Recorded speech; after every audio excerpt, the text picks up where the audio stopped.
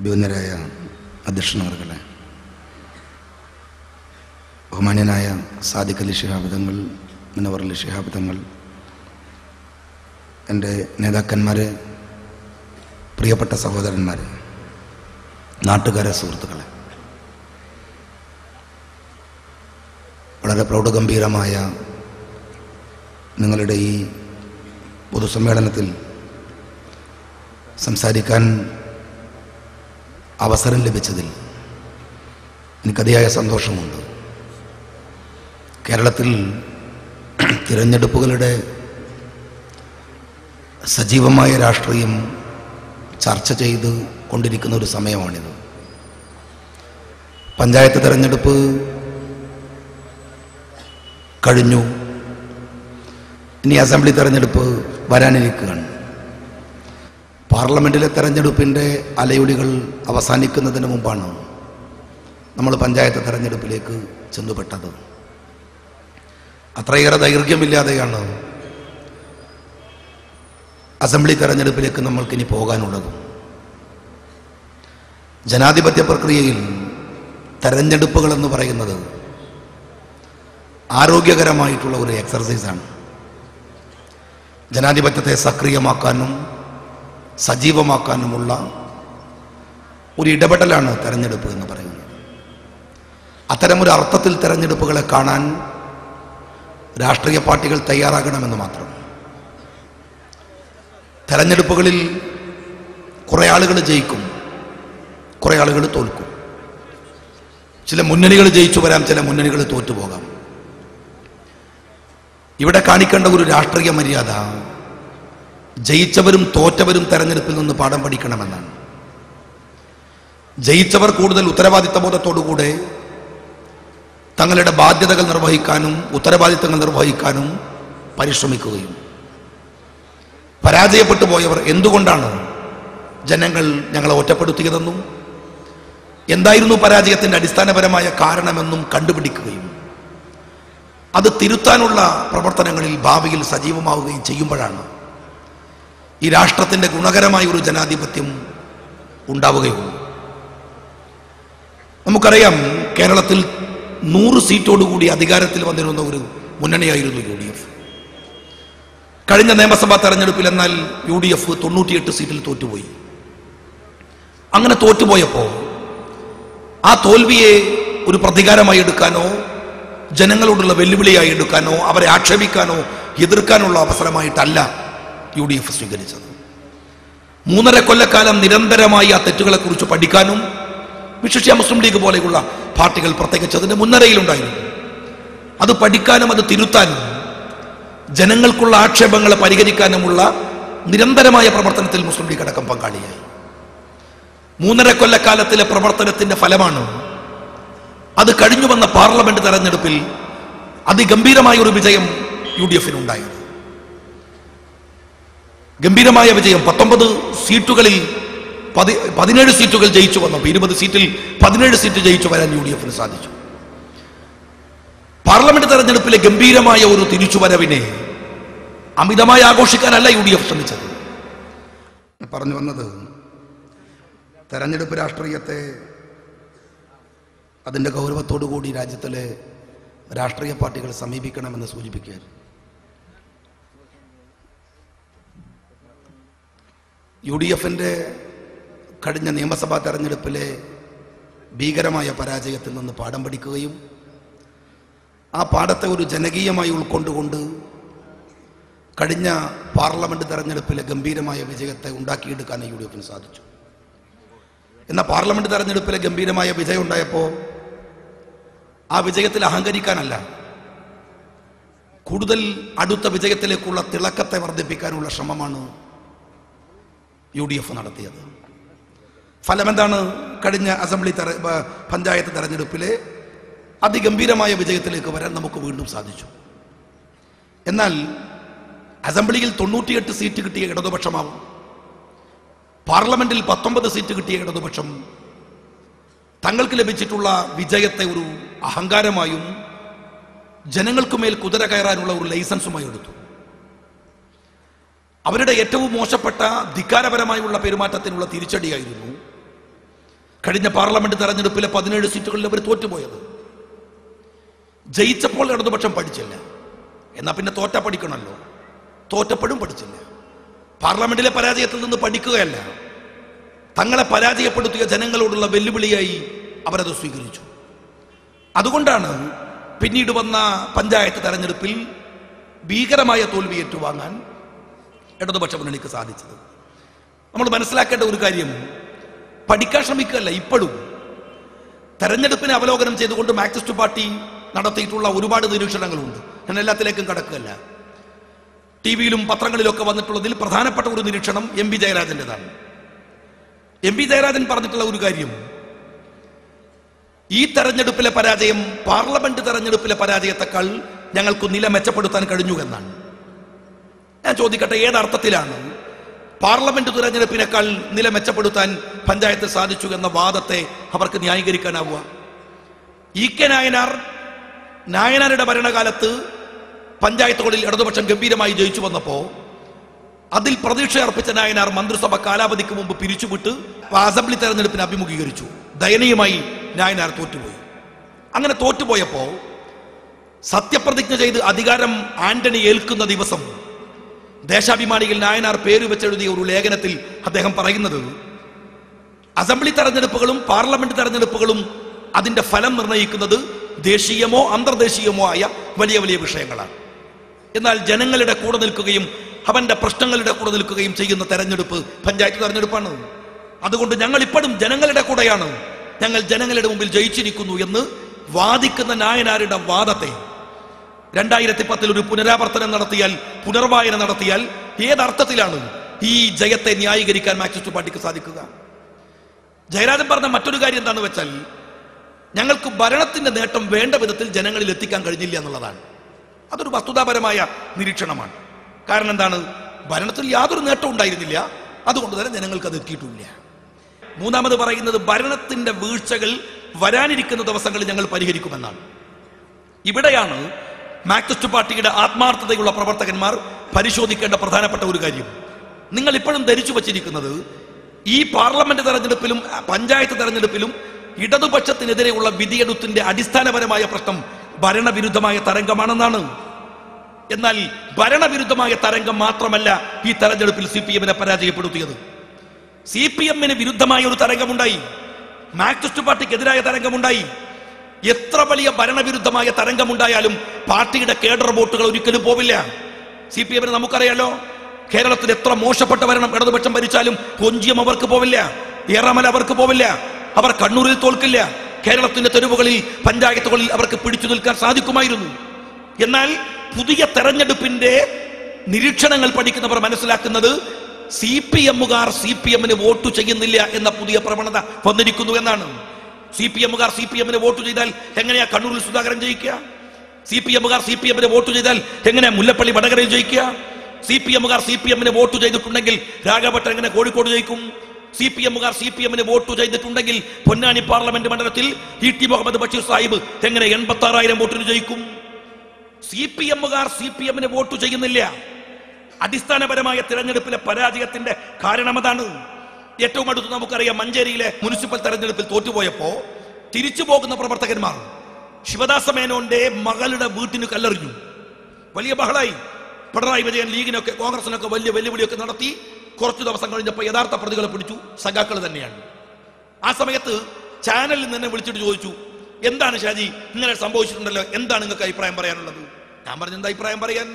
നേരത്തെ CPM-കാർ കല്ലെറിയൽ കോൺഗ്രസ്സുകാരെ ലീഗുകാരെയാണ്. ഇപ്പോഴോ സ്വന്തം പാർട്ടിയിലുള്ളവനെ എറിഞ്ഞിട്ട് കല്ല് ബാക്കിയുണ്ടെങ്കിലല്ലേ പുറത്തുള്ളവനെ എറിയാൻ പറ്റൂ. എറിയേണ്ടവനും ഏറുകൊള്ളേണ്ടവനും പാർട്ടിക്കകത്ത് തന്നെയാണ് എന്ന് CPM-കാർ തിരിച്ചറിഞ്ഞിരിക്കുന്നു. അദ്ദേഹത്തിന്റെ കൂടെയുള്ള കുറെ ജയരാജന്മാരുടെയും ബോഡി ലാംഗ്വേജ് കണ്ടാൽ പോലും മനുഷ്യന് ഭയം തോന്നുന്ന തരത്തിലുള്ള ഇടപെടലുകൾ. എല്ലാവരെയും ചീത്ത വിളിക്കുക, എല്ലാ സമുദായത്തെയും ചീത്ത വിളിക്കുക, എല്ലാ പത്രക്കാരനെയും ചീത്ത വിളിക്കുക. പിണറായി വിജയൻ മാർക്സിസ്റ്റ് പാർട്ടിയുടെ സമാദരണീയനായ നേതാവാണ്, ചോദ്യം ചെയ്യപ്പെടാനാവാത്ത നേതാവാണ്. മാർക്സിസ്റ്റ് പാർട്ടിക്കാരൻ ഉടുക്കണോ ഉടുക്കണ്ടേ, നടക്കണോ കിടക്കണോ എന്തും പറയാൻ സഖാവ് പിണറായി വിജയൻ അധികാരമുണ്ട്. പക്ഷേ ആ അധികാരം മാർക്സിസ്റ്റ് പാർട്ടിയുടെ അതിർവരമ്പുകൾക്കകത്താണ്. അതിന് പുറത്തുള്ളവർ എന്ത് ചെയ്യണം എന്ന് പറയാൻ നിങ്ങൾക്ക് എന്താ അവകാശം? കേരളത്തിലെ മുസ്ലിങ്ങൾ എന്ത് ചെയ്യണം, ക്രിസ്ത്യാനികൾ എന്ത് ചെയ്യണം, ഇവിടുത്തെ മതമേലധ്യക്ഷന്മാർ എന്ത് ചെയ്യണം, ഇവിടുത്തെ പത്രങ്ങൾ എന്തെഴുതാം എന്ന് പ്രഖ്യാപിക്കാൻ കേരള സംസ്ഥാനം പിണറായി വിജയന്റെ തറവാട്ട് സ്വത്തായിട്ട് ആരും തിരഴി തന്നിട്ടൊന്നുമില്ല. നിങ്ങൾക്ക് അങ്ങനെ പറയാൻ എല്ലാവർക്കും എതിരെ ആഞ്ഞടിക്കുക, എല്ലാവരെയും ചീത്ത വിളിക്കുക. അലിയെ കുറിച്ച് എന്താ പറഞ്ഞത്? പാർട്ടി വിടുന്നതിനെ കുറിച്ച് എന്താ പറഞ്ഞത്? ക്രിമീനാ പറഞ്ഞത്. ഒരു ഏറ്റവും മോശപ്പെട്ട ഒരു പ്രയോഗം, കുലംകുത്തികൾ എന്ന പ്രയോഗം. അതുപോലെ തന്നെ പള്ളിപ്പാതിരിമാരെ കുറിച്ച് മോശപ്പെട്ട പ്രയോഗങ്ങൾ, പത്രക്കാരെ കത്തികാട്ടി ഭീഷണിപ്പെടുത്തുമെന്ന പ്രയോഗങ്ങൾ. ഒരു പാർട്ടി രാജ്യത്തിന്റെ അധികാരത്തിൽ നിൽക്കുന്നു എന്നതുകൊണ്ട് മാത്രം അഹങ്കരിച്ചു നടത്തിയ 4-4.5 കൊല്ലക്കാലത്തെ ഭരണത്തോടും അതിന്റെ നേതൃപരമായ പാർട്ടിയുടെ നേതൃത്വത്തോടുമുള്ള ജനങ്ങളുടെ തിരിച്ചടിയാണ്, പ്രതിഷേധമാണ് ഈ തെരഞ്ഞെടുപ്പിൽ ഏറ്റവും ഭീകരമായി മാർക്സിസ്റ്റ് പാർട്ടിയെ തോൽപ്പിച്ചത്. മറ്റൊരു പ്രധാനപ്പെട്ട കാര്യം എന്താണ്? നമുക്കറിയാം, മാർക്സിസ്റ്റ് പാർട്ടിയുടെ നേതാക്കന്മാർ, അവരുടെ മക്കൾ, അവരുടെ കുടുംബം, അവരുടെ ഒരു സ്വത്ത് പോലെ ഭരണം കൊണ്ടുപോയി. മാർക്സിസ്റ്റ് പാർട്ടിയിൽ അങ്ങനെ ഉണ്ടാവാറില്ല. എന്തൊക്കെ പറഞ്ഞാലും സുതാര്യമായി ഒരു കമ്മ്യൂണിസ്റ്റുകാരൻ ജീവിക്കണമെന്നും അങ്ങനെ ജീവിക്കുന്നവർ മാത്രം നേതൃപദത്തിൽ എത്തിപ്പെടാൻ കഴിയുന്ന ഒരു രാഷ്ട്രീയ സാഹചര്യം CPM-നകത്തുണ്ടായിരുന്നു. അതില്ലാതെ പോയി. മന്ത്രിമാർ അവരുടെ കുടുംബ സ്വത്ത് പോലെ ഭരണങ്ങൾ കൊണ്ടുപോയി. മന്ത്രിമാരുമായി ബന്ധപ്പെട്ട ആരോപണമാണ് തിരക്കടില്ല. മന്ത്രിമാരുടെ മക്കളുമായി രാജ്യത്ത് ഏതു കേസ് വന്നാലും, അഴിമതി വന്നാൽ, ഒരു സമ്പന്നന്റെ സാമ്പത്തിക കുറ്റം കണ്ടുപിടിച്ചാൽ അയാളെ രക്ഷിക്കാൻ, തെരുവിലെ റൗഡിയെ രക്ഷിക്കാൻ, എല്ലാവരെയും പെൺവാണി ബംഗൾ വരുമ്പോൾ പോലും, ഷാരി മരിച്ചപ്പോൾ, അനഘ മരിച്ചപ്പോൾ 3 മന്ത്രിമാരുടെ പേരാ വന്നത്. ഒന്ന് ആഭ്യന്തരമന്ത്രിയുടെ, മറ്റൊന്ന് MA ബേബിയുടെ, മറ്റൊന്ന് ശ്രീമതി ടീച്ചറുടെ. 2 പെൺകുട്ടികൾ മരിച്ചപ്പോ എല്ലാത്തിലും മന്ത്രിമാരുടെ മക്കളും അവരുടെ ആളുകളും ഒക്കെ കക്ഷികളാകുന്ന ഒരു വേദനാജനകമായ, അല്ലെങ്കിൽ ഒരു പരിഹാസ്യമായിട്ടുള്ള ഒരവസ്ഥയുണ്ടായി. ഞാൻ CPM-കാരോട് ചോദിക്കട്ടെ, നിങ്ങളെ മന്ത്രിമാർക്ക് മാത്രമേ ആൺകുട്ടികളുള്ളോ ഇങ്ങനെ കുഴപ്പങ്ങൾ ഉണ്ടാക്കാൻ? വേറെ നിങ്ങളുടെ മന്ത്രിസഭയിൽ തന്നെ CPI-യിലും മറ്റു മന്ത്രിമാരുണ്ടല്ലോ, മറ്റു പാർട്ടിയിലും. അവരിലാരെങ്കിലും ആരുടെങ്കിലും മക്കൾ ഇങ്ങനെ കുഴപ്പമുണ്ടാക്കുന്നുണ്ടോ? ഇപ്പൊ കേരളത്തിൽ എല്ലാ രാഷ്ട്രീയക്കാർക്കും ആൺകുട്ടികളുണ്ട്. ഇപ്പോ ആന്റണി ഇന്ത്യയുടെ അഭിമാനമാണ്. ഇന്ത്യയിലെ 3 പേരിൽ ഒരാളാണ്, 3-ാമനാണ് ആന്റണി എന്ന് പറയുന്നത്. ആ ആന്റണിയുടെ ഹൈറ്റ് കുറഞ്ഞ ആളാണ്. ആന്റണിയുടെ 2 ഇരട്ടി വലിപ്പമുള്ള 2 ആൺകുട്ടികളുണ്ട് ആന്റണിക്ക്. പുലി പോലത്തെ 2 ആൺകുട്ടികൾ. എവിടെങ്കിലും നിങ്ങൾ കണ്ടിട്ടുണ്ടോ? എവിടെങ്കിലും ഒരു ഫോട്ടോക്കെങ്കിലും തിക്കി നിൽക്കുന്നത് എവിടെന്നെങ്കിലും നിങ്ങൾ കണ്ടിട്ടുണ്ടോ? എല്ലാവർക്കും ആൺകുട്ടികളല്ലോ. പിന്നെ നിങ്ങൾ ആൺകുട്ടികൾ മാത്രം എന്തെങ്കിലും കുരുത്തങ്കട്ട മക്കളായി പോയത്? രാജ്യത്ത് എന്ത് കുഴപ്പമുണ്ടായാലും, ഏത് പ്രശ്നം ഉണ്ടായാലും, എവിടെങ്കിലും ആരെ പിടിച്ചാലും, തന്ത്രിയെ പിടിച്ചാൽ, ബിച്ചയെ പിടിച്ചാൽ, ലിസ് ചാക്കോയെ പിടിച്ചാൽ, സെവി മനോമത്യുവിനെ പിടിച്ചാൽ, സന്തോഷ് മാധവനെ പിടിച്ചാൽ, ശബരിനാഥനെ പിടിച്ചാൽ, ഓം പ്രകാശിനെ പിടിച്ചാൽ, ചാക്കോയെ പിടിച്ചാൽ, ആരെ പിടിച്ചാലും മാർക്സിസ്റ്റ് പാർട്ടിയിലെ മന്ത്രിമാരുടെ മക്കളോ മന്ത്രിമാരോ അവരുടെ കുട്ടികളോ കെട്ടിയോളോ എവിടെങ്കിലും കക്ഷിയാവുന്നത് എന്ന് മുതൽ തുടങ്ങിയ പ്രവണതയാണ്. അതുമാത്രമല്ല, നിങ്ങൾ ആലോചിച്ച് നോക്കി, ഇവിടുത്തെ ഒരു വ്യവസ്ഥിതിയുണ്ട് രാജ്യത്ത്. ആരൊക്കെ ഭരിച്ചാലും രാജ്യത്തിന്റെ ഒരു വ്യവസ്ഥിതിയുടെ വിശ്വാസ്യതയുണ്ട്. PSC അത്തരത്തിൽപ്പെട്ട ഒന്നായിരുന്നു. PSC-യുടെ നിയമനങ്ങൾ വിശ്വാസ്യത കാത്തു സൂക്ഷിച്ചതായിരുന്നു. ഇവിടെ ഇപ്പോൾ അഭിമന്യനായ സാദിഖ് അലി ശിഹാബ് തങ്ങൾ ഒരു ജാഥ നടത്തി കാസർഗോഡ് നിന്ന് തിരുവനന്തപുരത്തേക്ക്. എന്തായിരുന്നു ജാഥ? ബാക്ക്ലോഗ് നികത്തണം എന്നാണ്. എന്താ കാരണം? ബാക്ക്ലോഗ് നികത്തണം. ഇപ്പൊ ഞങ്ങൾ പറയുന്നത് ബാക്ക്ലോഗ് നികത്തിയില്ലെങ്കിൽ തരക്കടില്ല, ഈ ബാക്കിലൂടെയുള്ള വരമത് നിർത്തിയാൽ മതി. എന്നാൽ തന്നെ കുറെ ആളുകളുടെ പ്രശ്നം പരിഹരിക്കാൻ പറ്റും. കുറെ ആളുകളുടെ പ്രശ്നങ്ങൾ പിന്നെ ഒരു ദാക്ഷിണ്യവും ഇല്ലാതെ കോടിക്കണക്കിന് ചെറുപ്പക്കാർ തെരുവിൽ അലഞ്ഞു നടക്കുമ്പോ അവന്റെ സർട്ടിഫിക്കറ്റുകൾ അവനിങ്ങനെ കട്ടത്തു വെച്ച് ജോലിക്ക് വേണ്ടി വാതിലുകൾ മുട്ടി വിളിക്കുമ്പോ അവരവർക്ക് തോന്നുന്നവരെ പണം വാങ്ങി, കോടികൾ വാങ്ങി പിന്നാമ്പുറത്തോട് അധികാരത്തിലേക്ക് കയറ്റുക. ഇത് ഇപ്പൊ നടക്കുന്നതാ. CPI-യുടെ മന്ത്രിമാർ പൊതുവെ വിശ്വാസ്യതയുള്ളവരാണ് എന്ന് വിശ്വസിച്ചിരുന്നു നമ്മൾ. എന്നാൽ ഇതിപ്പോ നടക്കുന്നതല്ല, നേരത്തെ ഉണ്ടായിരുന്നു. വലിയ വലിയ ഡാമുകളൊക്കെ മുഖ്യ പാർട്ടി എന്നുള്ളവർക്ക് CPM അടിച്ചു മാറ്റുമ്പോ ഈ ജാതി ചില വേർത്തരങ്ങളിലൂടെ CPI-യും പണം സമ്പാദിച്ചു കൊണ്ടിരുന്നു. എന്നാൽ ഈ വിവരമൊന്നും സഖാവ് ചന്ദ്രപിള്ളക്ക് അറിയില്ല. മൂപ്പര് CPI-യുടെ സെക്രട്ടറി സ്ഥാനം ഏറ്റെടുത്ത് നേരെ ഡൽഹിയിൽ നിന്ന് തിരുവനന്തപുരത്ത് വിമാനം വന്നിറങ്ങിയപ്പോ ഇറങ്ങിയ ഉടനെ പിണറായിക്ക് 4 അടി. ഒന്ന് ഉഷാറാവണം, ഇങ്ങനൊന്നും ആയപ്പോലെ അഴിമതിയൊക്കെ എതിരാക്കണം എന്ന് പറഞ്ഞപ്പോ പിണറായി ഒരു പണി കൂടി കൊടുത്തു, തിരിച്ചൊരു പണി കൊടുത്തു. എന്നാൽ അങ്ങനെ വലിയ ആളുകളാവണ്ടല്ല, നിങ്ങളുടെ കേസുകളും പുറത്തിട്ടു. CPM-ന്റെ സംഘടനകൾ തന്നെയാണ് CPI-യുടെ വായടപ്പിക്കാനും അവരെ പഠിപ്പിക്കാനും വേണ്ടി അവരുടെ കൂട്ടുകെട്ടുകൊണ്ട് മാത്രമാണ് ഇപ്പോ നിയമനങ്ങളിൽ നടന്ന കൃത്രിമം പുറത്തു വന്നത്. എല്ലായിടത്തും യൂണിവേഴ്സിറ്റികളിലടക്കം ഇങ്ങനെ ഇത്ര മോശപ്പെട്ട ചെറുപ്പക്കാരെ വഞ്ചിക്കുന്ന, അവരുടെ താല്പര്യങ്ങളെ വഞ്ചിക്കുന്ന ഒരു മന്ത്രിസഭ നിങ്ങൾ ആലോചിച്ച് നോക്ക്. ഇപ്പോ ഞാൻ പലപ്പോഴും പറയാറുണ്ട്, ഈ കഴിഞ്ഞ പഞ്ചായത്ത് തെരഞ്ഞെടുപ്പിലൊക്കെ സർക്കാർ ഒരുപാട് പണം മുടക്കി പബ്ലിക് റിലേഷൻസ് വകുപ്പിന്റെ കെയർ ഓഫിൽ പണം മുടക്കി. എന്നിട്ട് വലിയ പരസ്യമാണ്. എന്താ പരസ്യത്തുകാർ നാടറിഞ്ഞ 4 വർഷം അച്യുതാനന്ദന്റെ ഫോട്ടോ, കുറെ മന്ത്രിമാരുടെ ഫോട്ടോ ഇതിങ്ങനെ കാണിക്കാൻ. എന്നിട്ട് ഞാൻ ചോദിക്കുന്നത്, അങ്ങനെ ഒന്നും ചെയ്യേണ്ട കാര്യമില്ല. നിയമസഭാ തെരഞ്ഞെടുപ്പ് വരികയാണ്, നിങ്ങൾ ഒരൊറ്റ ബോർഡ് വെച്ചാൽ മതി. CPM ഒരൊറ്റ ബോർഡ്, ഭരണത്തിന്റെ നേട്ടം കാണിക്കാവുന്ന ഒരു ബോർഡ്. അതിലെന്താ ഉണ്ടാവേണ്ട അറിയങ്ങൾ? ഒരു ഫോട്ടോ ഉണ്ടാവണം, 2 ഫോട്ടോ വേണം. അതിലൊരു ഫോട്ടോ സത്യപ്രതിജ്ഞ ചെയ്യുന്ന എളമരം കരീമിന്റെ ഫോട്ടോ, രണ്ടാമത്തെ ഫോട്ടോ ഇപ്പത്തെ എളമരം കരീമിന്റെ ഫോട്ടോ. ഇത് രണ്ടും വെച്ചാൽ മനസ്സിലാവും വികസനം ഈ 4-4.5 കൊല്ലം കൊണ്ട് കൃത്യമായിട്ട് എവിടെ നടന്നത്. സത്യപ്രതിജ്ഞ ചെയ്യുന്ന എളമരം കരീം ഇങ്ങനെ പെൻസിൽ പോലെ ഉണ്ടായിരുന്നു. ഇപ്പത്തെ ഇളമരം കരിയുമ്പോ വെള്ളത്തിൽ വീണ പറ്റുമണി മാതിരി ചീർത്തു വരികയാണ്. എന്തൊരു രസമാണോ ചങ്ങായിനെ കാണാൻ. വണ്ടി നിന്നൊക്കെ ഇറങ്ങണ കണ്ട പുതിയ ഇറങ്ങാൻ വരിക്കും, കെട്ടിപ്പിടിച്ച് ഉമ്മ വെക്കാൻ തോന്നും. എന്തൊരു രസമാണോ. CIT-യുടെ നേതാവാണ്. എവിടുന്ന് അങ്ങനെ ചീർത്തു വരാൻ ഇളമരം കരീമിന് കഴിയുന്നത്? നിങ്ങളുടെ മന്ത്രിമാർക്ക് കഴിയുന്നത് എവിടുന്നാണ്? ഇളമരം കരീം ഞങ്ങൾക്കറിയാം. കിനാലൂർ വിഷയത്തിൽ ഞങ്ങൾ ഇടപെടാൻ പോകുന്നു. യൂത്ത് ലീഗ് കിനാലൂർ വിഷയത്തിൽ ഇടപെടാൻ പോകുന്നത് കിനാലൂരിൽ CPM-കാർ അവിടുത്തെ ജനങ്ങളെ തച്ചൊതുക്കിയപ്പോൾ മാത്രമല്ല, അന്ന് വൈകുന്നേരം TV-യിൽ ഇളമരം കരീമിന്റെ ഒരു അസാധ്യ പെർഫോമൻസ് ഉണ്ട്. ഇളമരം കരീം ഇങ്ങനെ എന്താണ് കത്തിയമരുകൻ, എല്ലാവരെയും തെറി വിളിക്കാൻ. ഇന്ത്യ വിഷൻ ലേഖകന്റെ അമ്മക്ക് വിളിക്കുന്നു, ഏഷ്യാനെറ്റ് ലേഖകന്റെ പങ്കക്ക് വിളിക്കുന്നു, മനോരമ ചാനലുകാരന്റെ തന്തക്ക് വിളിക്കുന്നു. ചീത്തയാണ്. ഞാൻ TV-ന്റെ മുമ്പിൽ ഇങ്ങനെ അത്ഭുതപ്പെട്ടു നിന്നുപോയി. എന്താണ് ഈ മനുഷ്യന് പറ്റിയത്? കാരണം ഈ മന്ത്രിസഭയിൽ ഏറ്റവും കൂടുതൽ പക്വതയുള്ള, നല്ല സാമർത്ഥ്യമുള്ള, നല്ല പ്രഗത്ഭനായ ഒരു പെരും കള്ളനായിരുന്നു ഇളമരം കരീം. അങ്ങനൊന്നും വിവാദത്തിന് പോകില്ല, ആരോടും മൂപ്പരിങ്ങനെ പൈസ അടിച്ചു മാറ്റിക്കൊണ്ടിരിക്കുകയായിരുന്നു. ആ കരീം എന്താ അങ്ങനെ പ്രകോപിതനാവുന്നത്? അതറിയാനാണ് ഞങ്ങൾ കിനാലൂരിലേക്ക് പോകുന്നത്. കിനാലൂരിൽ ചെന്നപ്പോ സഖാക്കള് പതുക്കെ വിളിച്ചിട്ട് പറഞ്ഞു, നിങ്ങൾ വിചാരിക്കണ പോലല്ല, ഇതൊരു ഇളമരം കരീം മാത്രമല്ല, സാക്ഷാൽ പിണറായി വിജയനടക്കം ഈ പദ്ധതി പ്രദേശത്ത് പങ്കാളിത്തമുണ്ട് ഇവിടുത്തെ ബിനാമി ഇടപാടുകളിൽ. അദ്ദേഹം പിണറായി വിജയൻ ഇവിടെ കഴിഞ്ഞ മാർച്ച് 20-ാം തീയതി 4 വാഹനങ്ങളിൽ, പേപ്പർ ഒട്ടിച്ച വാഹനങ്ങളിൽ, ഗ്ലാസ് മറച്ചു വെച്ച വാഹനങ്ങളിൽ വിദേശ പ്രതിനിധികളടക്കം ഒരു സംഘം ഇവിടെ സന്ദർശിച്ചു പോയിട്ടുണ്ട്. ഞാൻ പറഞ്ഞു, പിണറായി വിജയൻ ഉത്തരവാദപ്പെട്ട ഒരു CPM നേതാവാണ്. ഞാൻ ഉത്തരവാദപ്പെട്ട ഒരു യുവജന സംഘടനയുടെ പ്രതിനിധിയാണ്. വെറുതെ കയറി എന്തെങ്കിലും ഒന്നും പറയാൻ പറ്റില്ല. അവർ വണ്ടിയുടെ നമ്പർ അടക്കം, വണ്ടിയിൽ വന്ന ആളുകളുടെ പേരടക്കം കുറിച്ചു തന്നു. അന്ന് ഞാൻ പത്രസമ്മേളനം നടത്തി. ഞാൻ പറഞ്ഞു, പിണറായി വിജയൻ മാർച്ച് 20-ന് എന്തിന് കിനാലൂരിൽ വന്നു എന്ന് തെളിയിക്കണം എന്ന് പറയണം. അന്ന് വൈകുന്നേരം TV രാജേഷ് പത്രസമ്മേളനം നടത്തിയിട്ട് പറഞ്ഞു, നുണ പറയാ യൂത്ത് ലീഗ്, അങ്ങനെ ഉണ്ടായിട്ടില്ല, പിണറായി വിജയൻ ഇവിടെ വന്നിട്ടില്ല. അന്ന് അദ്ദേഹം കണ്ണൂരിലായിരുന്നു. CPM-ന്റെ കോഴിക്കോട് ജില്ലാ ഭാരവാഹികളുമായി ബന്ധപ്പെട്ട് ഞാൻ പറഞ്ഞു, വണ്ടിയുടെ നമ്പറും ആളെ പേരും നാളെ പത്രസമ്മേളനം നടത്തി പറയും. 3-ാമത്തെ ദിവസം CPM-ന്റെ കോഴിക്കോട് ജില്ലാ സെക്രട്ടേറിയറ്റ് ചേർന്ന് അവര് VV ദക്ഷിണാമൂർത്തി സഖാവ് പാർട്ടി സെക്രട്ടറി പത്രസമ്മേളനം നടത്തിയിട്ട് പറഞ്ഞു, പിണറായി വിജയൻ മാർച്ച് 20-ന് വന്നിരുന്നു. പിന്നെന്തേ ആളുകൾ അറിഞ്ഞില്ല? പത്രക്കാർ ചോദിച്ചു. എന്തേ ലോക്കൽ കമ്മിറ്റി അറിഞ്ഞില്ല? എന്തേ ഏരിയ കമ്മിറ്റി അറിഞ്ഞില്ല? എന്തേ DYFIയുടെ സ്റ്റേറ്റ് സെക്രട്ടറി അറിഞ്ഞില്ല? അവര് പറഞ്ഞു അതൊരു സ്വകാര്യ സന്ദർശനമായിരുന്നു. അവർ ചോദിച്ചു, എവിടെ സ്വകാര്യ സന്ദർശനം? PT ഉഷ സ്കൂൾ കാണാൻ പോയതാണ്. PT ഉഷ സ്കൂളിൽ മനുഷ്യന്മാരോട് പറയാൻ പറ്റാത്ത വല്ല ഏർപ്പാട് നടക്കുന്നുണ്ടോ? ഇങ്ങനെ മൂടിക്കെട്ടിയ വാഹനത്തിൽ പോകാൻ? PT ഉഷ ഇന്ത്യയുടെ അഭിമാനമാണ് എന്ന് വെച്ച് വിമർശനത്തിന് അതീതമൊന്നുമല്ല. PT ഉഷയുടെ സ്ഥാപനവുമായി ബന്ധപ്പെട്ട ഒരു അലിഗേഷൻ ഉണ്ട്. എന്താ അത്? ഫാരിസ് അബൂബക്കർ എന്ന് പറയുന്ന സാമ്പത്തിക ക്രിമിനലിന്റെ 25 ലക്ഷം ഉറുപ്പിക സംഭാവന വാങ്ങിയാണ് PT ഉഷ സ്കൂൾ തുടങ്ങിയത്. ഫാരിസ് പിണറായിയുടെ ദത്തുപുത്രനാണ്. പിണറായിക്ക് നൊന്താൽ ഫാരിസിന് വേദനിക്കും. ഫാരിസിന് പ്രയാസമുണ്ടായാൽ 25 ലക്ഷം രൂപയുടെ കമ്മിറ്റ്മെന്റ് ആ സ്ഥാപനം കാണിച്ചെന്ന് വരാം. അല്ലെങ്കിൽ എന്തേ പിണറായി വിജയൻ അവിടെ പോയതിന്റെ കാരണം പറഞ്ഞില്ല? എന്നിട്ട് എന്താണ് ഇളമരം കരീം പറഞ്ഞെന്നറിയോ? ഞങ്ങൾ കിനാലൂരിലെ ജനങ്ങളുടെ ഹിതപരിശോധന നടത്തിയിട്ടുണ്ട്. ഞങ്ങൾ എല്ലാ ബൂത്തിലും കയറി ചോദിച്ചു. റോഡിനോട് ചേർന്ന ബൂത്തിലൊക്കെ കയറി ചോദിച്ചു, നിങ്ങളെ വിളിച്ചിരുന്നോ? നിങ്ങളോട് ഹിതപരിശോധന നടത്തിയിരുന്നോ? നിങ്ങളോട് ചർച്ച ചെയ്തിരുന്നോ? എല്ലാവരും പറഞ്ഞു, ഇല്ല, ഞങ്ങളെ വിളിച്ചിട്ടില്ല. അപ്പൊ വീട്ടിന്റെ ബാക്കിലുള്ള വീട്ടുകാർ പതുക്കെ ഇറങ്ങി വന്നു. എന്നിട്ട് അവർ പറഞ്ഞു, ഞങ്ങളെ വിളിച്ചിരുന്നു. ഞാൻ ചോദിച്ചു, നിങ്ങൾ എന്തിനാ വിളിക്കണത്? അല്ല, ഞങ്ങളോട് പറഞ്ഞത് ഈ റോഡ് വികസിക്കുമ്പോൾ മുമ്പത്തെ വീട്ടുകാർ പൊളിഞ്ഞു പോകും, അപ്പൊ നിങ്ങളാവുമല്ലോ റോഡ് സൈഡിൽ ഉണ്ടാവുക. യഥാർത്ഥ ബെനിഫിഷ്യറീസ് നിങ്ങളാണ്. സാധാരണ നാട്ടുപുറത്ത് റിയൽ എസ്റ്റേറ്റുകാർ കാണിക്കുന്ന ഏർപ്പാടാണ് ഒരു ഗവൺമെന്റും ഒരു വ്യവസായ മന്ത്രിയും കൂടെ ഒരു നാട്ടിലെ ജനങ്ങളെ കുടിയൊഴിപ്പിക്കാൻ വേണ്ടി കിനാലൂരിൽ കാണിച്ചത്. നിങ്ങൾ മനസ്സിലാക്കുക. എന്നിട്ട് ഞാൻ പറഞ്ഞു, ഇളമരം കരീമിന് കിനാലൂരിലെ പരിപാടിയിൽ അവിഹിതമായ ബന്ധമുണ്ട്.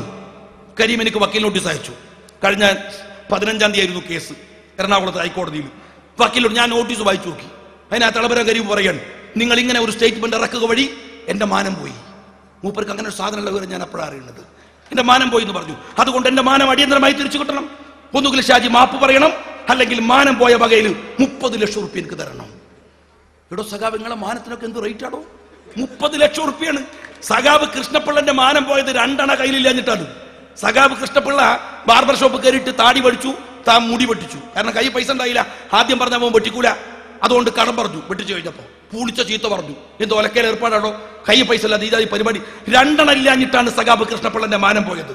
എന്നാൽ തൊഴിലാളി നേതാവിന്റെ ഇളമരം കരീമിന്റെ മാനത്തിന്റെ 2010-ലെ റേറ്റ് 30 ലക്ഷമാണ്. മാർക്സിസ്റ്റ് പാർട്ടി എവിടെയാണ് നിൽക്കുന്നത്? ഏതു തരത്തിൽ ജനങ്ങളെ സേവിക്കാനാണ് നിൽക്കുന്നത്? ഞാൻ ചോദിക്കട്ടെ, ഒരു ഇളമരം കരീം മാത്രമല്ല, എല്ലാ മന്ത്രിമാരും. നേരത്തെ ഇവിടെ കുഞ്ഞാലൂർ സാഹിബ് പറഞ്ഞ വേറൊരു മന്ത്രിയുണ്ട്, അഹങ്കാരത്തിന് കയ്യും കാലും വെച്ച പോലത്തെ ഒരു സാധനം, ഒരു ആവിഞ്ഞ ജുബയും ഒരു ആവിഞ്ഞ കുപ്പായവും. മൻമോഹൻ സിംഗിനേക്കാൾ വലിയ സാമ്പത്തിക വിദഗ്ധനാണെന്നാണ് നമ്മളെ തോമസ് ഐസക്കിന്റെ വിചാരം. കണ്ണ് കണ്ടോരെ മുഴുവൻ വെല്ലുവിളിക്കാണ്. ഇപ്പൊ സംവാദത്തിനുണ്ടോ? അവസാനം വി ഡി സതീശൻ ചെവിക്കുട്ടിക്ക് ഒന്ന് കൊടുത്തപ്പോൾ പറാഹത്തായി. ഇപ്പൊ സംവാദം ഒന്നും വേണ്ടെന്നാണ്. ഇപ്പൊ ഒരു പ്രശ്നമില്ല. കേരളം കണ്ടിട്ടുള്ള EM ശങ്കരൻ നമ്പൂതിരിപ്പാടിന് ശേഷം മലയാളം കണ്ടിട്ടുള്ള ഏറ്റവും സാത്വികനും ഏറ്റവും വലിയ താത്വികനുമായ കമ്മ്യൂണിസ്റ്റുകാരനാണ് സഖാവ് വിജയൻ മാഷ്. വിജയൻ മാഷയുടെ മരണം മലയാളിക്ക് മറക്കാനാവില്ല. ലോകത്തിൽ ആർക്കും ഒരു പക്ഷെ അപൂർവമായ ഒരു മരണമായിരിക്കാം അത്. വിജയൻ മാഷ് പത്രസമ്മേളനം നടത്തുകയാണ്. ഒരുപാട് രേഖകൾ വിജയൻ മാഷയുടെ കയ്യിലുണ്ടായിരുന്നു, കോടതി വിധി ഉണ്ടായിരുന്നു. വിജയൻ മാഷ് ഇങ്ങനെ കത്തിക്കയറാൻ, ഇവൻ കള്ളനാണ്, ഇവൻ സാമ്രാജ്യത്വ ഒറ്റുകാരനാണ്, ഇവൻ അമേരിക്കൻ ചാരനാണ്. തോമസ് ഐസക്കിനെ കുറിച്ച് ഇങ്ങനെ തെളിവുകൾ വെച്ച് പറയാൻ അവസാനം ഇവനാണ് ഒറ്റുകാരൻ എന്ന് പറയുമ്പോ വിജയൻ മാഷയുടെ കൈ ഇങ്ങനെ പറക്കുന്നുണ്ടായിരുന്നു. പെട്ടെന്ന് വിജയൻ മാഷയുടെ കണ്ണുകൾ പിറകിട്ട് മറഞ്ഞിട്ട് വിജയൻ മാഷ് വീണങ്ങിട്ട് മരിക്കുകയാണ്. ലോകം മുഴുക്കെ കണ്ടുകൊണ്ടിരിക്കുമ്പോൾ ഒരു മനുഷ്യൻ പത്രസമ്മേളനത്തിൽ മരിച്ചു വീഴുകയാണ്. വിജയൻ മാഷയുടെ അവസാന ശ്വാസത്തിലെ വാക്ക് ഇവൻ ഒറ്റുകാരനാണ്, ഇവൻ അമേരിക്കൻ ചാരനാണ്, ഇവൻ കാട്ടുകള്ളനാണ് എന്നാണ്. അത് തോമസ് ഐസക്കാണ്. സഖാക്കൾക്കറിയോ തോമസ് ഐസക്കിന്റെ ഭാര്യ അമേരിക്കയിലാണ്. അതൊരു വലിയ തെറ്റൊന്നുമില്ല. കാരണം എന്താ വെച്ചാൽ ഞാൻ കുറച്ചു മുമ്പ് ഗൾഫിലേക്ക് പോകുമ്പോൾ കരിപ്പൂർ എയർപോർട്ടിൽ നിൽക്കുമ്പോൾ ഒരു താത്തന്റെ ചുറ്റുണ്ട് പോലീസുകാർ കിടന്ന് തിരിഞ്ഞളിക്കുന്നു. ഞാൻ ചോദിച്ചു ആരപ്പ ഈ VIP താത്ത?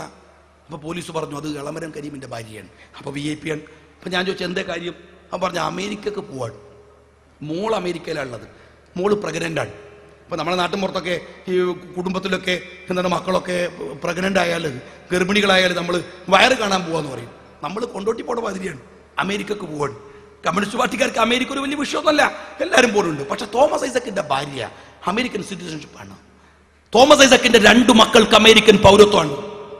ഈ നാട്ടിലെ ഖജനാവ് കട്ടുമുടിച്ചിട്ട് മാർക്സിസ്റ്റ് പാർട്ടിയുടെ സെക്രട്ടറി മെമ്പർ അമേരിക്കക്കാരായ മക്കൾക്കും ഭാര്യക്കും തിന്നാൻ കൊടുക്കുകയാണ്. സാമ്രാജ്യത്വ വിരോധത്തിന്റെ ബടായി പറയുന്ന സഖാവ് ഈ മക്കളെയും ഭാര്യയും ഇന്ത്യയുടെ മണ്ണിനോട് ചേർത്ത് നിർത്താനുള്ള ധൈര്യം കാണിക്കോ? ഐസക്കിനോട് പറയുക. ഒരു ഭാഗത്ത് ഐസക്ക്, മറുഭാഗത്ത് കരീം. വേറൊരു മന്ത്രിയുണ്ട് ശ്രീമതി ടീച്ചർ. ഒരു പെണ്ണാണെന്നുള്ള ഒരു അഹങ്കാരം മുപ്പത്തിയാർക്കില്ല. എന്ത് ജാതി കക്കലാണ്? കട്ടുമുടിച്ചു 1200-ലധികം വരുന്ന കോടി എന്താണ് NRHM പദ്ധതി മുഴുവൻ അടിച്ചു മാറ്റിക്കളഞ്ഞു. ICUവിൽ ഉപയോഗിക്കുന്ന ഹൈലി സെൻസിറ്റീവായ മരുന്ന് വൈറ്റമിൻ K, രക്തസ്രാവമുള്ള സ്ത്രീകൾക്ക്, പ്രീമച്ചുറായ കുട്ടികൾക്ക്, അതുപോലെ തന്നെ ഹൃദ്രോഗികൾക്ക് കുത്തിവെക്കുന്ന ഏറ്റവും സെൻസിറ്റീവ് ആയിട്ടുള്ള മരുന്നാണ് വൈറ്റമിൻ K. ആ വൈറ്റമിൻ Kയിൽ പോലും തിരിമറി നടത്തി കച്ചവടം നടത്തിയ ഒരു ആരോഗ്യമന്ത്രി, ICUവിൽ ഉപയോഗിക്കുന്ന എന്താണ് വെന്റിലേറ്റർ കച്ചവടം ചെയ്ത ഒരു മന്ത്രി, ഹെൽത്ത് സെന്ററുകളിൽ കൊടുത്ത കമ്പ്യൂട്ടർ കച്ചവടം ചെയ്ത ഒരു മന്ത്രി, പെയിന്റ് അടിക്കുന്നവനോട് പോലും കമ്മീഷൻ വാങ്ങുന്ന ഒരു ആരോഗ്യമന്ത്രി. ഞാൻ വിചാരിച്ചു എങ്ങനെയാണ് മക്കളെ ഈ ഒരു പെണ്ണുങ്ങൾ ഈ ജാതി കക്കല് വെക്കുക? ആണുങ്ങൾ ഇക്കാര്യത്തിൽ വലിയ മിടുക്കന്മാരാണ്. പെണ്ണുങ്ങൾ എങ്ങനെ? അങ്ങനെയാണ് ഞാൻ പരിശോധിച്ച് നോക്കുമ്പോൾ ശ്രീമതി ടീച്ചറുടെ അനുജത്തിനെ കല്യാണം കഴിച്ചത് നമ്മളുടെ ജയരാജനാണ്, കണ്ണൂർ ജയരാജൻ. പിന്നെ കക്കാൻ പുറത്തുനിന്ന് ആൾ വരേണ്ട കാര്യമില്ലല്ലോ. മൂത്തച്ഛനും ഇളയച്ഛനും അമ്മായിയും മരുമോളും ഒരുമിച്ചിരുന്ന് തിന്നുകൊണ്ടിരിക്കുകയാണ്. എന്നാൽ ഇതാരാ നിയന്ത്രിക്കേണ്ടത്? CPM-ൽ ആദ്യത്തെ അഴിമതിയുള്ള മന്ത്രിസഭ. അങ്ങനെയൊന്നുമല്ല, പണ്ടും അഴിമതി ഉണ്ടായിട്ടുണ്ട്. പക്ഷെ അവരെ നിയന്ത്രിക്കാൻ കഴിയുന്ന കുറ്റമറ്റ ഒരു നേതൃത്വം CPM-ൽ ഉണ്ടായിരുന്നു.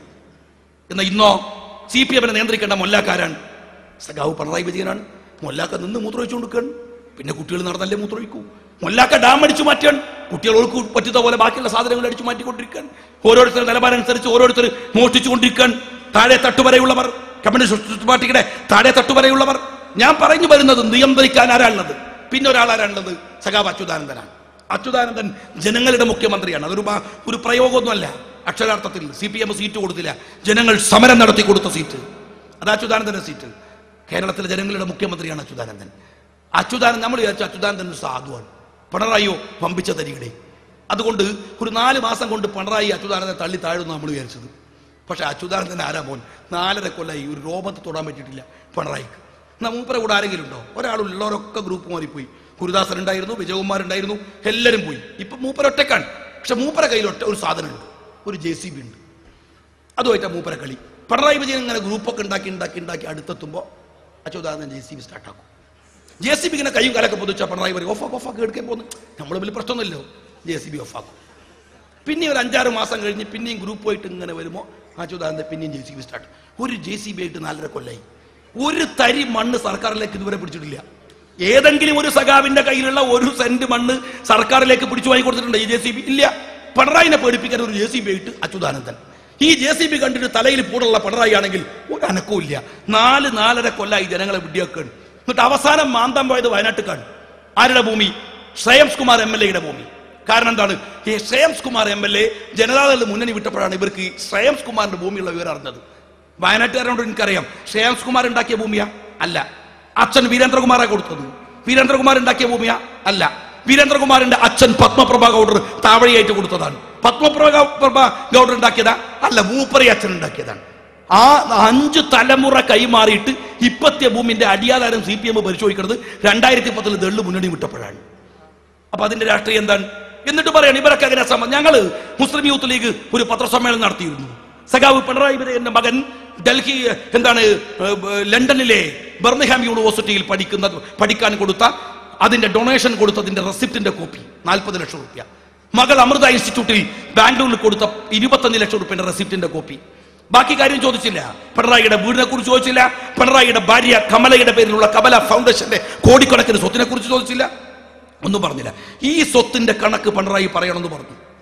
അതിന് MA ബേബിയെ പത്രസമ്മേളനം നടത്തിയത്. MA ബേബി പറഞ്ഞത് എന്ത് വർത്താനം ഇവർ പറയണത്? എന്താ പിണറായി വിവേക് കിരണിന് വിദേശത്ത് പഠിച്ചൂടാ? എന്താ പഠിച്ചാൽ അവിടെ ജവഹർലാൽ നെഹ്റു പഠിച്ചിട്ടില്ല എന്നാണ്. ജവഹർലാൽ നെഹ്റു ആരെ കുറിച്ചാ താരതമ്യം? ഈ പിണറായി പാറപ്പുറത്ത് ജനിച്ച വിവേക് കിരണിനോടാണ്. പിന്നെ ചോദിക്കാണ് വീരേന്ദ്രകുമാർ പഠിച്ചിട്ടില്ലേ? എല്ലാവരും പഠിച്ചിട്ടുണ്ടോ? ആർക്കും പഠിക്കാം. പക്ഷെ പഠിക്കണത് എങ്ങനെയാ നിങ്ങൾ മനസ്സിലാക്കിയിട്ടുണ്ടോ? ആരാ ജവഹർലാൽ നെഹ്റു?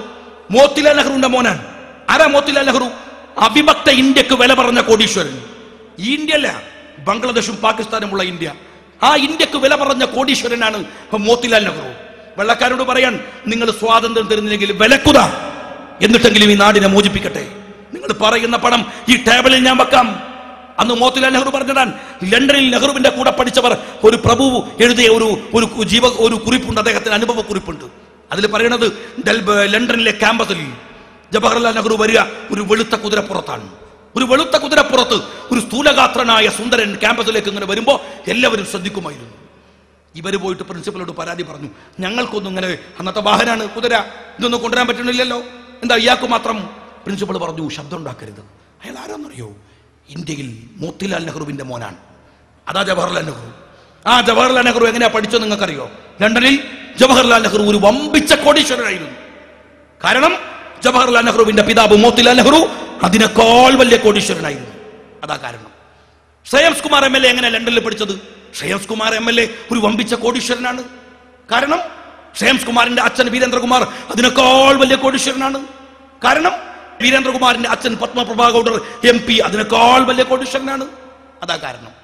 അപ്പൊ വിവേക് കിരൺ എങ്ങനെയാ വിദേശത്ത് പഠിച്ചത്? വിവേക് കിരൺ ഒരു വമ്പിച്ച കോടീശ്വരനാണ്. കാരണം വിവേക് കിരണിന്റെ അച്ഛൻ പിണറായി വിജയൻ അതിനേക്കാൾ വലിയ കോടീശ്വരനാണ്. കാരണം ഒരു കാരണമില്ല. അതാ പ്രശ്നം. മേപ്പിട്ട് നോക്കിയ ഒരു കാരണമില്ല.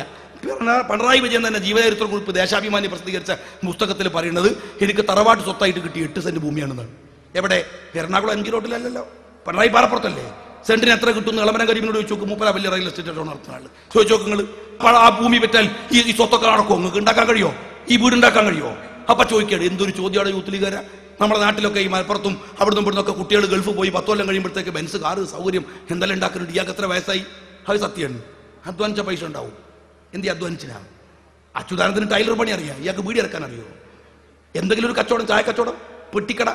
എന്തിന് പാർട്ടി സമ്മേളനം നടക്കുമ്പോൾ കടല വിറ്റ് 10 രൂപ ഉണ്ടാക്കിയിട്ടില്ല. പിന്നെ എവിടുന്നാണ് ഈ കോടികൾ? ബിസിനസ് ക്ലാസ്സുകളിൽ നിന്ന് ബിസിനസ് ക്ലാസ്സിലേക്ക്, 5 സ്റ്റാറിൽ നിന്ന് 7 സ്റ്റാറിലേക്ക് ഈ കോടികളുടെ യാത്ര നടത്താൻ മാർക്സിസ്റ്റ് പാർട്ടിയുടെ ജനറൽ സെക്രട്ടറിക്ക് എവിടുന്നാ പണം? സുതാര്യമായ ഒരു കമ്മ്യൂണിസ്റ്റുകാരൻ ജീവിക്കണം എന്ന് കാൾ മാർക്സ് പറഞ്ഞിട്ടുണ്ടെങ്കിൽ എവിടുന്നാ പണം? സഖാക്കൾ പറയും എങ്ങനെ ഉണ്ടായി നിങ്ങൾക്ക്? നിങ്ങൾ എന്താ പാർലമെന്റ് തെരഞ്ഞെടുപ്പിൽ നിങ്ങൾ പറഞ്ഞു, ഇതൊക്കെ ചർച്ച ചെയ്തപ്പോൾ പറഞ്ഞു ഞങ്ങൾ തെറ്റുതിരുത്താൻ പോവാണ്, ഞങ്ങൾ തെറ്റുതിരുത്താൻ പോവാണ്. നമ്മൾ വിചാരിച്ചു തെറ്റുതിരുത്തും. അവർ പറഞ്ഞു സ്വത്ത് വിവര കണക്കുകൾ വെളിപ്പെടുത്താൻ പോവാൻ. നമ്മൾ ഞെട്ടിപ്പോയി. ആരുടെയൊക്കെ സ്വത്ത് വിവര കണക്ക് പുറത്തു വരാൻ പോവാൻ? സഖാവ് പിണറായിയുടെ, സഖാവ് എളമരം കരീമിന്റെ, അതുപോലെ തന്നെ തോമസ് ഐസക്കിന്റെ, ശ്രീമതി ടീച്ചറുടെ. പക്ഷെ തീരുമാനം വന്നു നോക്കും ആരെ സ്വത്താര്യങ്ങൾ? Area committee secretary, local committee secretary എന്ന് വെച്ചാൽ മുനിസിപ്പാലിറ്റിയിലോ പഞ്ചായത്തിലോ മത്സരിച്ച് ജയിച്ചിട്ട് ഒരു വീടോ കക്കൂസോ കൊടുക്കുമ്പോൾ 200 രൂപ അടിച്ചു മാറ്റിയിട്ട് ഈ സാധുവിന്റെ സ്വത്ത് വിവരം അന്വേഷിക്കാൻ പോണത്. ഡാം അടിച്ചു മാറ്റിയ പിണറായിൻ്റെതല്ല, കോടികൾ സമ്പാദിച്ച ശ്രീമതി ടീച്ചറുടേതല്ല, സാധാരണക്കാരനതാണ്. നിങ്ങൾ നന്നാവുമല്ല, ജനങ്ങളിൽ നിന്ന് പാഠം പഠിക്കാൻ ശ്രമിക്കല്ല, അവരെ വെല്ലുവിളിക്കുകയാണ്. അവർ തോൽപ്പിക്കുമ്പോഴും ജയിപ്പിക്കുമ്പോഴും ധിക്കാരപരമായി മുന്നോട്ട് പോകാൻ ഇതോടുകൂടി പാർട്ടി തീരട്ടെ എന്ന് തീരുമാനിച്ചതുപോലെ കേവലം ഒരു രാഷ്ട്രീയ പ്രശ്നം മാത്രമല്ലല്ലോ. CPM-കാർ മനസ്സിലാക്ക്, നിങ്ങളുടെ ചുവട്ടിൽ നിന്ന് കാലിനടിയിൽ നിന്നും മണ്ണൊഴുകാനുള്ള കാരണം കേവലം രാഷ്ട്രീയ പ്രശ്നം മാത്രമല്ല. ഞാൻ ആദ്യം പറഞ്ഞു, മറ്റെന്താണ്? ഈ വിഷയങ്ങൾ മാത്രമല്ല, ഭരണപരമായ നേട്ടങ്ങൾ കൊണ്ട് പിടിച്ചു നിൽക്കാനാവില്ല എന്ന് വന്നപ്പോ മനുഷ്യരെ തെറ്റിദ്ധരിപ്പിക്കാൻ, തമ്മിലടിപ്പിക്കാൻ വർഗീയ കാർഡ് ഇറക്കി. അല്ലെ നിങ്ങൾ അബ്ദുൽ നാസർ മദനിയെ കഴിഞ്ഞ തെരഞ്ഞെടുപ്പിൽ പൊന്നാനിയിൽ കൊണ്ടുവന്നത് പാർലമെന്റ് തെരഞ്ഞെടുപ്പിൽ അതിന്റെ ഭാഗമായിട്ടാണ്. അബ്ദുൽ നാസർ മദനി എന്നും കേരളത്തിൽ ജനങ്ങളുടെ ഒരു ടൂളാണ്.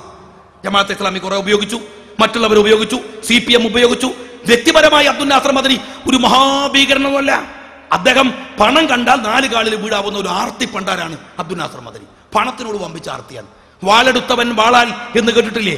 ഇപ്പോൾ അബ്ദുൽ നാസർ മദനി അനുഭവിക്കുന്ന പ്രയാസവും പണത്തിനു വേണ്ടി അയാളെ സ്വന്തം സംഘടന ഒറ്റിക്കൊടുത്തു എന്നാണ്. സ്വന്തം സംഘടന ഒരു സമുദായത്തെ വിഡ്ഢിയാക്കാൻ ശ്രമിച്ചവർക്ക് അള്ളാഹു കൊടുത്ത ഒരു വലിയ ശിക്ഷയാണ്. അദ്ദേഹം ജയിലിൽ എഴുതിയ കത്ത് വായിച്ചാൽ ആർക്കും സങ്കടം തോന്നിപ്പോകും. കാരണം സ്വന്തം പാർട്ടിയാണ്, മറ്റുള്ളവരല്ല ചതിച്ചത്. നിങ്ങൾ മനസ്സിലാക്കുക, വാളെടുത്തവൻ വാളാൽ. സ്വന്തം പാർട്ടിക്കകത്ത് തന്നെ സമ്പത്തിനു വേണ്ടി കളിച്ച ആളാണ് മദനി. ആ മദനിയെ എല്ലാവരും ഉപയോഗിച്ചിട്ടുണ്ട്. ഇന്ത്യ വിഷന്റെ ഒരു കുരുക്ഷേത്രം പരിപാടി ഉണ്ടായിരുന്നു പഞ്ചായത്ത് തെരഞ്ഞെടുപ്പിന്റെ മുമ്പ് കോഴിക്കോട് മുതലക്കുളം മൈതാനിയിൽ. MP ജയരാജനായിരുന്നു അതിൽ പങ്കെടുത്ത്. ഒരു പക്ഷങ്ങളൊക്കെ കണ്ടിട്ടുണ്ടാകും. അതിൽ MP ജയരാജൻ തീവ്രവാദത്തിനും വർഗീയവാദത്തിനെതിരെ പ്രസംഗിച്ചുകൊണ്ടിരിക്കുമ്പോൾ കോഴിക്കോട് മെഡിക്കൽ കോളേജിലെ ഒരു വിദ്യാർത്ഥി എഴുന്നേറ്റിട്ട് പരിചയപ്പെടുത്തിയിട്ട് പറയുന്നുണ്ട്, ഞാൻ ഇന്ന ആളാണ് എന്നിട്ട് പറയുന്നുണ്ട്, നിങ്ങൾക്ക് ഇതൊക്കെ പറയാൻ എന്താ അവകാശം? നിങ്ങൾ അബ്ദുൽ നാസർ മദനിയെ കൂട്ടുപിടിച്ചവരല്ലേ? അപ്പൊ ജയരാജന്റെ ഒരു മറുപടി ഉണ്ട്, സ്വതസിദ്ധമായിട്ടുള്ള അദ്ദേഹത്തിന്റെ ഒരു ശൈലിയിൽ. ജയരാജൻ പറയാൻ, അബ്ദുൽ നാസർ മദനി പിന്നോക്കക്കാർക്ക് വേണ്ടി ശബ്ദിച്ച, ഒരു ദളിതന് വേണ്ടി ശബ്ദിച്ച ഒരാളായിരുന്നു. അതുകൊണ്ട് മദനിയുമായി ഞങ്ങൾ രാഷ്ട്രീയ സഖ്യം ഉണ്ടാക്കി. കുറെ ഞങ്ങൾ മുന്നോട്ട് പോയപ്പോ തമിഴ്നാട് സർക്കാർ പറഞ്ഞു, ഇയാൾ കോയമ്പത്തൂർ ബോംബ് സ്ഫോടന കേസിലെ പ്രതിയാണ് എന്ന് പറഞ്ഞു. ഞങ്ങൾ ഉടനെ മദനിയെ പിടിച്ച് തമിഴ്നാട്ടിൽ ഏൽപ്പിച്ചു. കുറച്ച് കഴിഞ്ഞപ്പോൾ തമിഴ്നാട്ടിലെ ഹൈക്കോടതി പറഞ്ഞു മദനി നിരപരാധിയാണ്. ഉടനെ ഞങ്ങൾ മദനിയെ കൂട്ടിക്കൊണ്ടുവന്നു, രാഷ്ട്രീയമായി ഉപയോഗിച്ചു. അപ്പൊ കർണാടകയിൽ നിന്ന് ബാംഗ്ലൂർ പോലീസ് വിളിച്ചു പറഞ്ഞു, ഇതാ ബാംഗ്ലൂർ ബോംബ് സ്ഫോടന കേസിൽ മദനി പ്രതിയാണ്. ഉടനെ ഞങ്ങൾ മദനിയെ പിടിച്ച് കർണാടക കൊടുത്തു. ഞാൻ പറഞ്ഞു, ഇനി കർണാടക വിട്ടാൽ നിങ്ങൾ എന്നെ മദനിയെ പുഴുങ്ങി തിന്നാളി, നമുക്ക് വേണ്ട. ഈ ജാതി ചരക്കുകൾ നമുക്ക് വേണ്ട, നിങ്ങൾ ഉപയോഗിച്ചോളൂ. നിങ്ങൾക്ക് ശീലം. ഈ തീവ്രവാദികൾ നിങ്ങൾ എന്താ മനസ്സിലാക്കിയത്? മുസ്ലിം വോട്ടുകളെ നിങ്ങൾ അണ്ടർ എസ്റ്റിമേറ്റ് ചെയ്തു. മുസ്ലിങ്ങളെ ഒരു ചക്ക വീണപ്പോ മൊയല് കിട്ടിയത് കരുതിയിട്ട് നിങ്ങൾ കരുതി മുസ്ലിങ്ങൾ എന്നും സെന്റിമെന്റലാണ്. അവർക്ക് എന്തു ചെയ്തിട്ടും കാര്യമൊന്നുമില്ല. തെരഞ്ഞെടുപ്പ് വരുമ്പോൾ ഒരു സദ്ദാം ഹുസൈനോ ഒരു കുവൈത്ത് യുദ്ധോ എന്തെങ്കിലുമൊക്കെ കിട്ടും, അതിൽ മുസ്ലിങ്ങളുടെ വോട്ട് അടിച്ചു മാറ്റാം, അതിനെന്തെങ്കിലും കാരണം ഉണ്ടാക്കിയാൽ മതി. അത്തരമൊരു കാരണവുമായിട്ടാണ് കഴിഞ്ഞ പൊന്നാനി പാർലമെന്റ് തെരഞ്ഞെടുപ്പിൽ പൊന്നാനിയിൽ മദനിയെ നിങ്ങൾ ഇറക്കിയത്. മുസ്ലിം വോട്ട് കിട്ടിയില്ല എന്നുള്ളതല്ല, സ്വന്തം പാർട്ടിക്കകത്തുള്ള സെക്കുലർ വോട്ടുകളടക്കം CPM-ന് നഷ്ടമായി പോയി. മദനിയെ കൊണ്ട് മുസ്ലിം വോട്ട് കിട്ടില്ല എന്ന CPM-ന്റെ തിരിച്ചറിവ്. ആ തിരിച്ചറിവ് എന്താ ഉണ്ടായത്?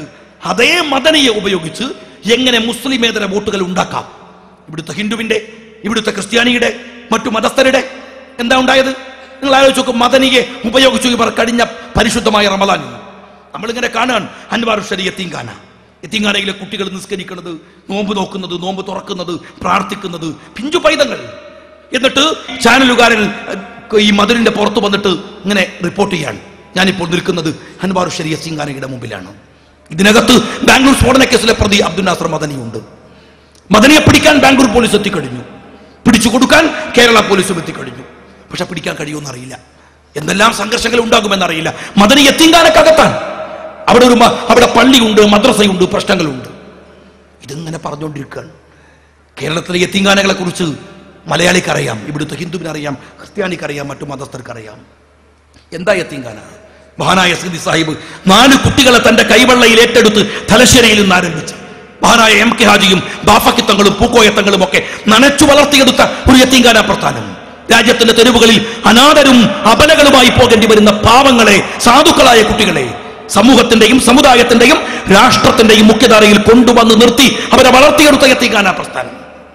ചന്ദ്രികയിലൊക്കെ ചിലപ്പോൾ പരസ്യം കാണാം, അതിനുള്ള ഹുദ യത്തീംഖാന, ദാറുൽ ഹുദ യത്തീംഖാന. എന്താണ്? യത്തീം കുട്ടികൾ ആവശ്യമുണ്ട്.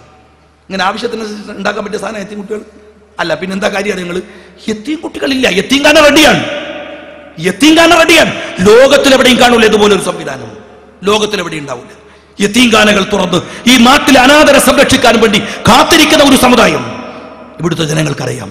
എന്നാൽ നാളെ വളരുന്ന തലമുറയുടെ മനസ്സിൽ എന്താണ് യത്തീംഖാന? ഒരു തീവ്രവാദി കൊളിച്ചിരിക്കാൻ പറ്റുന്ന ഇടം, ഒരു ഭീകരവാദി കൊളിച്ചിരിക്കാൻ പറ്റുന്ന ഇടം. കാഞ്ചി കാമകോടി മഠാധിപതി ശങ്കരാചാര്യർ 2000 ഹെക്ടറിലാണ് ആന്ധ്രയിലും തമിഴ്നാട്ടിലും വ്യാപിച്ചു നിൽക്കുന്ന മഠം. അറസ്റ്റ് ചെയ്തു, അയാളെ ജയിലിൽ കിടന്ന മരിച്ചത്. എന്ത് ഫ്രോഡാവട്ടെ, സന്തോഷ് മാധവന് പ്രതിനിധീകരിക്കാൻ ശ്രമിച്ചത് ഹിന്ദുത്വത്തെയാണ്. അറസ്റ്റ് ചെയ്തു പോലീസ്. ഇപ്പോഴും ശബരിമലയിൽ പൂജ നടത്തുന്ന കണ്ഠരരെ, മോഹനരെ അറസ്റ്റ് ചെയ്തു പോലീസ്. അഭയ കേസിലെ പ്രതി സിസ്റ്റർ സ്റ്റെഫിയെ, 2 പള്ളിപ്പാതിരിമാരെ ആ ലോഹയം ധരിച്ച് കോടതിയുടെ മുമ്പിൽ നിർത്തി പോലീസ്. കുഴപ്പമില്ല. പക്ഷെ മുസ്ലിങ്ങളെ തൊടാൻ പറ്റൂല. അവനെന്തു ഭീകരവാദിയായാലും അവൻ പള്ളിക്കേരി ഒളിച്ചാലും യത്തീംഖാനക്കേരി ഒളിച്ചാലും. എന്തു മെസ്സേജാണോ CPM-കാരെ 4 വോട്ടുകൾക്ക് വേണ്ടി നിങ്ങൾ കൊടുക്കാൻ ശ്രമിച്ചത്? എത്ര മോശപ്പെട്ട ഏർപ്പാടാണ്, എത്ര വിവരം കെട്ട ഏർപ്പാടാണ്. ഈ വൃത്തികെട്ട കളിക്കാണ് ഈ തെരഞ്ഞെടുപ്പിലെ ജനാധിപത്യ വിശ്വാസികൾ നിങ്ങൾ വിചാരിച്ചതിനും അപ്പുറത്തുള്ള വിജയം UDF നൽകിയത്. ഒരുപക്ഷെ മുസ്ലിങ്ങൾ കൂടുതലുള്ള ഒരു വാർഡിൽ നിന്ന് ഒരു ലീഗുകാരൻ ജയിക്കുന്നതിന്റെ ഇരട്ടി വോട്ട് കൊണ്ടാണോ ഈ രാജ്യത്തിലെ ഹിന്ദു സഹോദരന്മാർ ഒരു മുസ്ലിം ലീഗ് സ്ഥാനാർത്ഥിയെ കയ്യും നീട്ടി സ്വീകരിച്ചത് ഈ തെരഞ്ഞെടുപ്പിൽ? അതെന്തുകൊണ്ടാണ്? ഈ രാജ്യത്തിലെ ജനാധിപത്യ വിശ്വാസികളുടെ അവരെ വർഗീയമായി വേർതിരിക്കാൻ ശ്രമിച്ചവരോടുള്ള ഏറ്റവും വലിയ തിരിച്ചടി. ആ തിരിച്ചടിയാണോ ഈ രാജ്യത്തിലെ ജനാധിപത്യ വിശ്വാസികൾ കൊടുത്തത്? ആരെയൊക്കെ? സീതാറാം യെച്ചൂരിയുടെ ഒരു ചെറിയ ലഘുലേഖ ഉണ്ട് കോഴിക്കോട് ദേശാഭിമാനി ബുക്ക് സ്റ്റാളിൽ പോയ ഞങ്ങൾക്ക് കിട്ടും. 25 റുപ്യാണ്. അതിനകത്ത് യെച്ചൂരി പറയുന്നുണ്ട്, ഇന്ത്യ അഭിമുഖീകരിക്കുന്ന 2 ഭീഷണിയുണ്ട്. ഒന്ന് ഇന്ത്യ അഭിമുഖീകരിക്കുന്നു, മറ്റൊന്ന് ലോകം തന്നെ അഭിമുഖീകരിക്കുന്ന ഭീഷണി. എന്താ അത്? ഗോൾവാൾക്കറുടെ സംഘ് പരിവാർ, അദ്ദേഹത്തിന്റെ പ്രത്യയശാസ്ത്രത്തിൽ ഊന്നി വന്ന സംഘ് പരിവാർ ഇന്ത്യയുടെ ഭീഷണിയാണ്. രണ്ടാമത്തതോ മൗലാന മൗദൂദിയുടെ ജമാഅത്തെ ഇസ്ലാമി, അതിന്റെ അനുബന്ധ സംഘടനകളായിട്ടുള്ള സിമിയും NDF-ഉം അടങ്ങിയിട്ടുള്ള തീവ്രവാദ ഗ്രൂപ്പുകൾ ഇന്ത്യയുടെ ഭീഷണിയാണ്. അതുമാത്രമല്ല ലോകത്തിന്റെ ഭീഷണിയാണ് എന്ന് പറയുന്നത് സീതാറാം യെച്ചൂരിയാണ്. ആ യെച്ചൂരി പുസ്തകം ഇറക്കിയത് 1980-കളിലാണ്. അതിനുശേഷമോ ജമാഅത്തെ ഇസ്ലാമിയെ പരസ്യമായി വേദിയിലിരുത്തി സ്വീകരിച്ചു CPM-കാർ. എന്തിനു വേണ്ടി? മുസ്ലിം ലീഗ് പാർട്ടിയുടെ ഒരു റാത്തൽ ഇറച്ചി കിട്ടാൻ വേണ്ടി എല്ലാ വൃത്തികെട്ട കളിയും കളിച്ചു. ജമാഅത്തുകാരാവട്ടെ, അവർക്ക് വല്ല എത്തിക്സ് ഉണ്ടോ രാഷ്ട്രീയത്തിൽ? കാരണം അള്ളാന്റെ ദീന് കൊണ്ട് കച്ചവടം നടത്തി കളിച്ചോരാവർ. അള്ളാഹുവിന്റെ ദീനുണ്ട്. എന്താ പറഞ്ഞിരുന്നത്? ഹറാമാണ് ഈ രാജ്യത്ത് വോട്ട് ചെയ്യാൻ പാടില്ല, ഈ രാജ്യത്ത് നിങ്ങൾ ശമ്പളം വാങ്ങാൻ പാടില്ല, ഈ രാജ്യത്ത് നിങ്ങൾ ജോലി ചെയ്യാൻ പാടില്ല. എന്തിന്?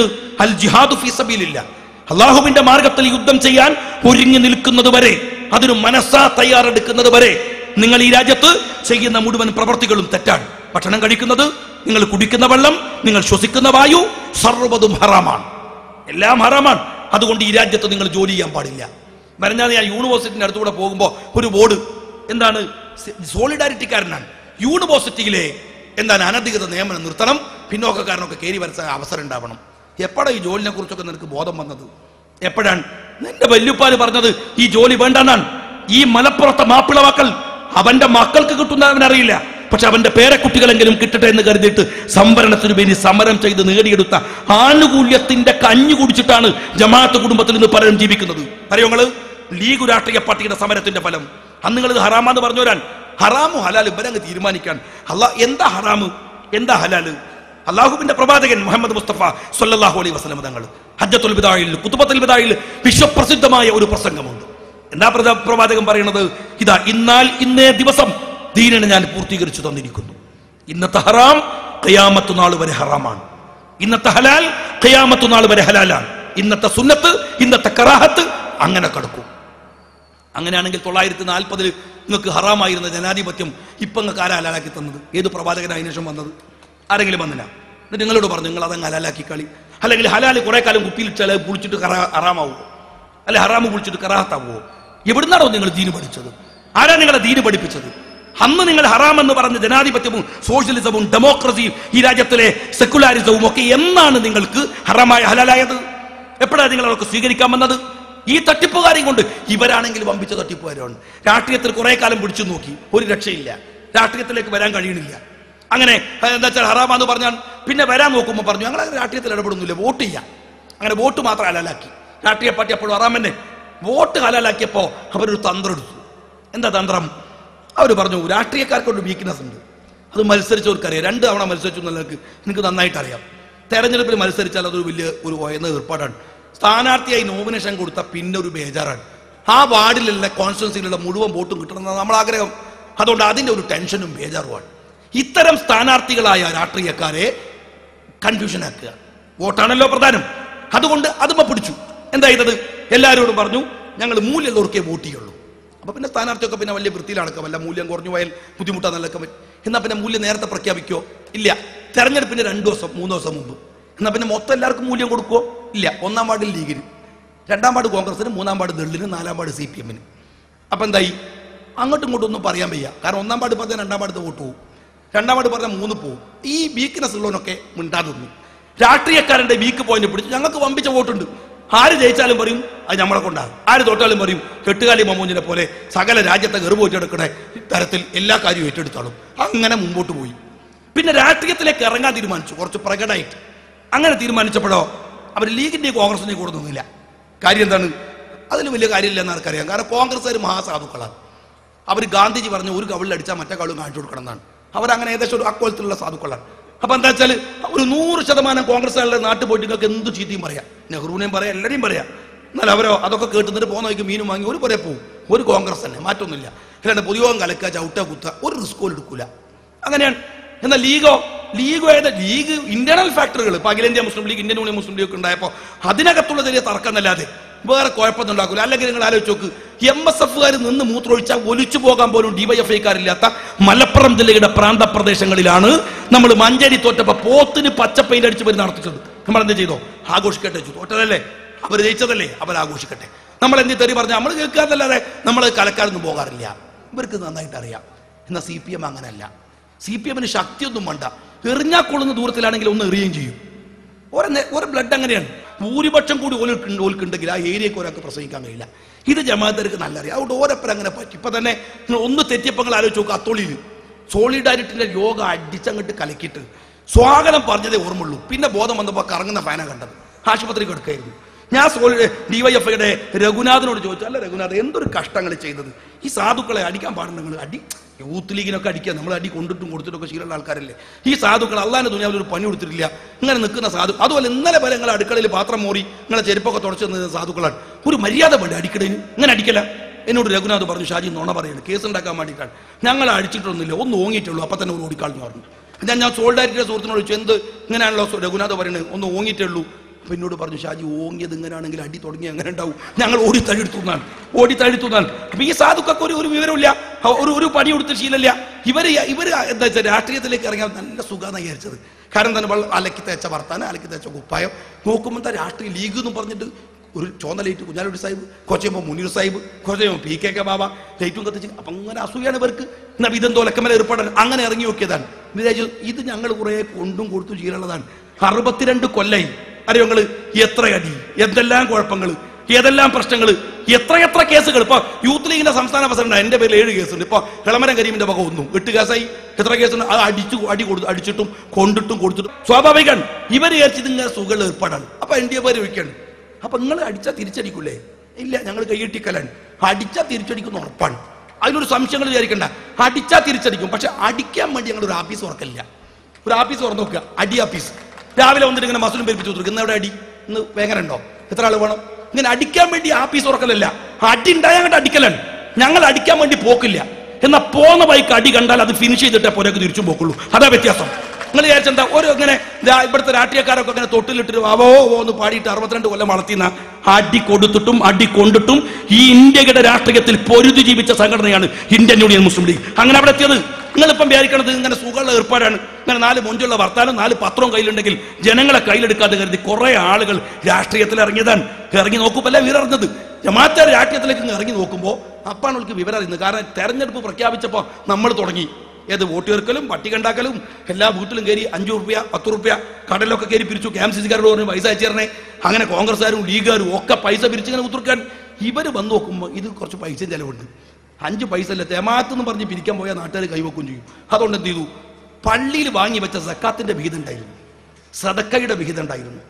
ഫിത്ർ സക്കാത്തിന് കൊടുത്തപ്പോൾ ഫിത്ർ സക്കാത്ത് എന്താ വെച്ചാൽ നോമ്പിന് വല്ല കുറ്റം ഉണ്ടെങ്കിൽ അത് പരിഹരിക്കാൻ അള്ള പറഞ്ഞ കാര്യമാണ് ഫിത്ർ സക്കാത്ത്. അല്ലാണ്ട് വോട്ടിന്റെ കുറവുണ്ടെങ്കിൽ പരിഹരിക്കാൻ പറഞ്ഞ സാധനമല്ല. ആ ഫിത്ർ സക്കാത്തിന്റെ പണെടുത്തടക്കങ്ങൾ ചെലവാക്കി ആത്മീയ കാര്യങ്ങൾക്ക് വേണ്ടി മനുഷ്യൻ നിങ്ങളെ ഏൽപ്പിച്ച പണം എടുത്തിട്ട് ഭൗതിക താല്പര്യങ്ങൾക്ക് വേണ്ടി ചെലവഴിച്ചു. ജമാഅത്തെ ഇസ്ലാമിക്കാർ ആരെങ്കിലും അവന്റെ കയ്യിൽ നിന്ന് പണം വാങ്ങിയിട്ടുണ്ടെങ്കിൽ തൊള്ളയിൽ കൈയിട്ട് കക്കി തുപ്പിക്കണ്ടി ഹറാമിന്റെ പണം. അത് ഹറാമിന്റെ പണം. അറിയോ നിങ്ങള്? ഈ ആളുകൾ മുഴുവൻ NDF-കാരൻ ഗൾഫിൽ നിന്ന് പിരിച്ചത് എന്തിന്റെ പണം? സമുദായത്തെ സേവിക്കാൻ വേണ്ടി വാങ്ങിയ സക്കാത്തിന്റെ വിഹിതം ഇല്ലേ? ആ പണമടക്കം തെരഞ്ഞെടുപ്പിലെടുത്ത് വിനിയോഗിച്ചു. പെയിൻ ആൻഡ് പാലിയേറ്റീവിന്റെ പ്രവർത്തനം പോലും വോട്ടാക്കി മാറ്റുക. ഒരു മനുഷ്യൻ മരിക്കാൻ കിടക്കുകയാണ്, ശ്വാസം അവസാന ശ്വാസത്തിന്റെ അടുത്ത് നിൽക്കുകയാണ്. അപ്പൊ പോയിട്ട് പുറത്തൊന്ന് തട്ടി ആശ്വസിപ്പിച്ചാൽ ആ ആശ്വാസപതനത്തിന് വോട്ട് ചോദിക്കുക. ജമാഅത്തേർ ഇവരെ പറഞ്ഞിട്ട് കാര്യം. നിങ്ങൾ ആലോചിച്ച് നോക്ക്. ഒരു അധ്യാപകന്റെ കൈവെട്ടിയതാരാ? അനിയൻ ബാവ. ചോര കൊടുത്തതാരാ? ചേട്ടൻ ബാവ. രണ്ടൊന്നാണ്. ഒന്നുത്തം വെട്ടി ഒരുത്തൻ ചോര കൊടുത്തു. എന്നിട്ട് മാധ്യമത്തിൽ എഴുതാൻ സോളിഡാരിറ്റിയാണ് ചോര കൊടുത്തത്. ജോസഫിന്റെ ചോര കൊടുത്ത 7 കുപ്പി ഞങ്ങളാണ്. എൻ്റെ പോയത്തെ നിങ്ങൾക്ക് അറിയോ, നിങ്ങൾ മലപ്പുറം ലീഗ് ഓഫീസിലൊന്ന് പോയി നോക്ക്. ഒരു ദിവസം എത്ര കോള് വരും ഗവൺമെന്റ് ആശുപത്രിയിൽ നിന്ന്. ചോരണ്ട് അവിടെ, ബി പോസിറ്റീവ്, എ പോസിറ്റീവ്. ഞങ്ങൾ കുപ്പിയിലാക്കി വെച്ചാ അല്ല, ഞങ്ങളെ പ്രവർത്തകന്മാരുടെ പറഞ്ഞേക്കാരാണ്. എന്നിട്ട് പോയിട്ട് മലപ്പുറത്ത് ഇങ്ങനെ ചോര കൊടുക്കുമ്പോൾ കണക്ക് വെക്കാണ്. 10 കുപ്പി ഹിന്ദുക്ക്, 7 കുപ്പി ക്രിസ്ത്യാനികൾക്ക്, പിന്നെ പിന്നോക്ക വർഗത്തിന് ഒരു 14 കുപ്പി എന്നൊക്കെ പറഞ്ഞിട്ട് കണക്ക് ഇങ്ങനെ വെക്കും. അതിന്റെ കണക്ക് പറയാം. എവിടുത്തെ രീതിയാണ് ഇതൊക്കെ? എത്ര മോശപ്പെട്ട അച്ചിത്തരൻ. ഒരു മനുഷ്യൻ ബോധം കെട്ട് കിടക്കുമ്പോൾ അയാൾക്ക് ചോര കൊടുത്തിട്ട് പിന്നെ മാധ്യമത്തിൽ എഴുതാൻ അയാൾക്ക് ബോധം തെളിഞ്ഞപ്പോൾ, മിസ്റ്റർ ജോസഫ്, നിന്റെ സിരകളിൽ ഓടുന്നത് ഞങ്ങളെ രക്താണ്. ഈ സാധു വല്ല അട്ടനെയും ഘടിപ്പിച്ച് ചോര പുറത്താക്കാന്നല്ലാതെ എന്ത് ചെയ്യാൻ പറ്റൂടോ? ഒരു മനുഷ്യന് മരിക്കാൻ കിടക്കുമ്പോൾ കൊടുത്ത ചോരന്റെ കണക്ക് പറയുന്ന, അച്ചുത്തരം പറയുന്ന ഒരു സംഘടന, അത് മതത്തിന്റെ പേരിൽ ഈ രാഷ്ട്രീയ രംഗത്ത് ഇറങ്ങിയിട്ട് അതിനെ ഉപയോഗിക്കാൻ ശ്രമിച്ചു. സക്കാത്തിന്റെ പണം ഉപയോഗിച്ചു. സകല അവിഹിത മാർഗങ്ങളും തെരഞ്ഞെടുപ്പിൽ പ്രയോഗിക്കാൻ പാടില്ലാത്ത. എന്നിട്ടോ അധികാരം വേണം. അതാ പ്രശ്നം. അധികാരമല്ലേ വരെ താല്പര്യം. ഇപ്പൊ നമ്മളിങ്ങനെ സത്യത്തിൽ ഞാൻ പലപ്പോഴും പറയാറുണ്ട്, ജമാഅത്തെ ഇസ്ലാമിന്റെ ഓഫീസ് കയറി പോയാൽ നമ്മൾ കൺഫ്യൂഷനായി പോകും. കാര്യം എന്താണ്? നമ്മൾ ഒരിക്കലും വല്ല സൗദിയിലോ അല്ലെങ്കിൽ അതല്ലെങ്കിൽ UAE ഒക്കെ പോയതാണെന്നാണ്. കാരണം എന്താ, മുനവർത്തങ്ങളോട് ചോദിച്ചാൽ ഇസ്ലാമിക രാജ്യങ്ങളിലൊക്കെ അദ്ദേഹം നിരന്തരം പോകണം. അവിടെ പോയാൽ അറിയാം, അവിടെ ചെന്ന് പോയാൽ എന്താ അമീറും ഷെയ്ഖൊക്കെ ഉണ്ടാവും. അതുമാതിരിയാണ് ജമാഅത്തെ ഇസ്ലാമിന്റെ ഓഫീസ് എന്താ കാണാൻ, അമീർ ഇവിടെ ഇരിക്കണ്, അപ്പുറത്ത് ഷെയ്ഖ് ഇരിക്കണ്. ഷെയ്ഖൊന്നല്ല, കുഞ്ഞായ എന്നുള്ള പേര് ഗസറ്റ് കൊടുത്ത് മാറ്റി ഷെയ്ഖാക്കിയതാണ്. അഥവാ ഇസ്ലാമിക രാജ്യം തന്നെ വരികയാണെങ്കിൽ അപ്പൊ ഷെയ്ഖും അമീറും ഇല്ലാണ്ടാവേണ്ട, അപ്പൊ ഉണ്ടാക്കി കുത്തിർക്കാൻ, എല്ലാം റെഡിയാക്കി കുത്തിർക്കാൻ. ഈ ജാതി ആളുകളെ പിടിച്ചിട്ട് പിണറായിനെ പോലത്തെ ഒരു രാഷ്ട്രീയക്കാരൻ. ഏറ്റവും മോശപ്പെട്ട സമീപനം നിങ്ങൾ മനസ്സിലാക്കുക, ഏറ്റവും മോശപ്പെട്ട സമീപനം. പക്ഷെ ഒരു കാര്യമുണ്ട്, അള്ളാഹു വലിയവനാണ് അല്ലേ? അള്ളാഹു ഈ ബ്ലാക്ക് ജീനിയസുകൾ അധികം പൊറുപ്പിക്കൂല. കുറെ കാലമായല്ലോ വമ്പിച്ച ബടായും കുട്ടി നടക്കുന്നത്. ഞങ്ങളാ മഞ്ചേരി, ഞങ്ങളാ പൊന്നാനി, ഞങ്ങളാ എന്താണ് മംഗളയിൽ അലിയെ ജയിപ്പിച്ചത്, ഈ ജാതി വർത്താനൊക്കെ. ഏതായാലും പിണറായിന്റെ കുബുദ്ധിയോ ദുർബുദ്ധിയോ അല്ലാതെ അനുഗ്രഹം കൊണ്ട് കണക്കി നമുക്ക് കിട്ടി. എത്രയൊക്കെ ഉണ്ട് ഇപ്പൊ സാധനം മനസ്സിലായല്ലോ. അല്ലാണ്ട് പൊന്നാനി ഞങ്ങളാ ജയിപ്പിച്ചത്. ആ ജാതി ബടായി ഇനി മേലിൽ വിട്ടിട്ടുണ്ടെങ്കിൽ ഏർപ്പാട് നമ്മൾ നിർത്തി കാണും. നിങ്ങൾ മനസ്സിലാക്കി ബടായി നിർത്തുക. നിങ്ങൾ പറഞ്ഞ ഈ സമുദായം മുഴുവൻ ഞങ്ങളാ നിയന്ത്രിക്കുന്നത്. എന്നിട്ട് അതും ഈ കുഞ്ഞാലിക്കുട്ടി സാഹിബ് പറഞ്ഞ പോലെ 2 അക്കം തികക്കാൻ പോലും തികയാത്ത വോട്ടും CPM-നെ പോലത്തെ വലിയൊരു പാർട്ടിയുടെ മോള് കയറിയിട്ടാണ്. അതിന്റെ ഒറ്റ തെളിവല്ലേ മലപ്പുറം ജില്ലയിലെ മുണ്ടുമുഴിയിൽ CPM-ന്റെ ആളുകൾ 100 ചില്ലാനം വോട്ടിന് ജയിച്ച മുണ്ടുമുഴി വാർഡിൽ CPM-ന് കിട്ടിയ വോട്ട് 5. അവിടെ ജമാഅത്തോ 2ാം സ്ഥാനത്ത്, 1ാം സ്ഥാനത്ത് മുസ്ലിം ലീഗ് ജയിച്ചു. ഇപ്പൊ നിങ്ങളെന്താ മനസ്സിലാക്കുന്നത്? അങ്ങനെ എത്ര തെളിവുകൾ ഞാൻ വിശദീകരിക്കാൻ നിൽക്കില്ല. ഒരുപാട് തെളിവുകൾ നിങ്ങൾ മനസ്സിലാക്കേണ്ടത്. ഞാൻ ജമാഅത്തിനോടല്ല പറയണത്. കാരണം ജമാഅത്തിന്റെ തല ഇന്ത്യയിലല്ല, അവർക്ക് നിയന്ത്രിക്കാനാവില്ല.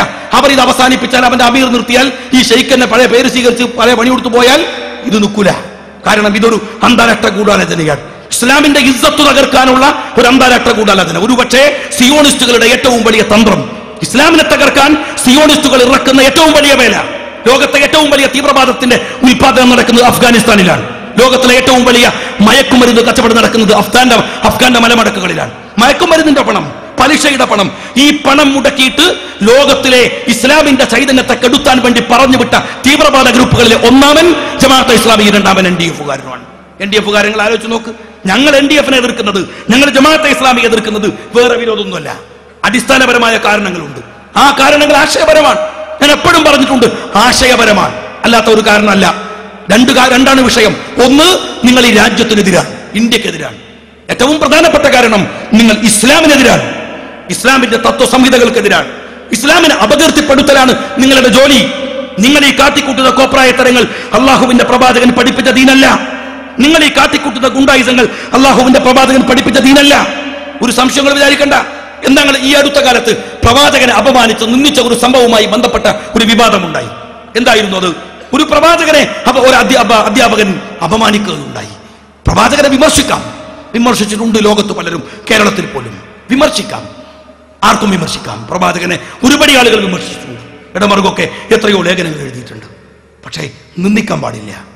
പ്രവാചകനെ മാത്രമല്ല, നമ്മൾ പാണക്കാട് തങ്ങളെ കുറിച്ചൊരു CPM-കാരൻ പ്രസംഗിക്കുമ്പോൾ, ഒരു ലീഗുകാരൻ EMS-നെയോ AKG-യോ കുറിച്ച് പറയുമ്പോൾ നമ്മൾ സൂക്ഷിക്കുന്ന ചില വാചകങ്ങളുണ്ട്, ചില മഹാന്മാരെ കുറിച്ച്, രാഷ്ട്രീയ തരംഗത്ത് നിറഞ്ഞു നിൽക്കുന്നവരെ കുറിച്ച് പോലും.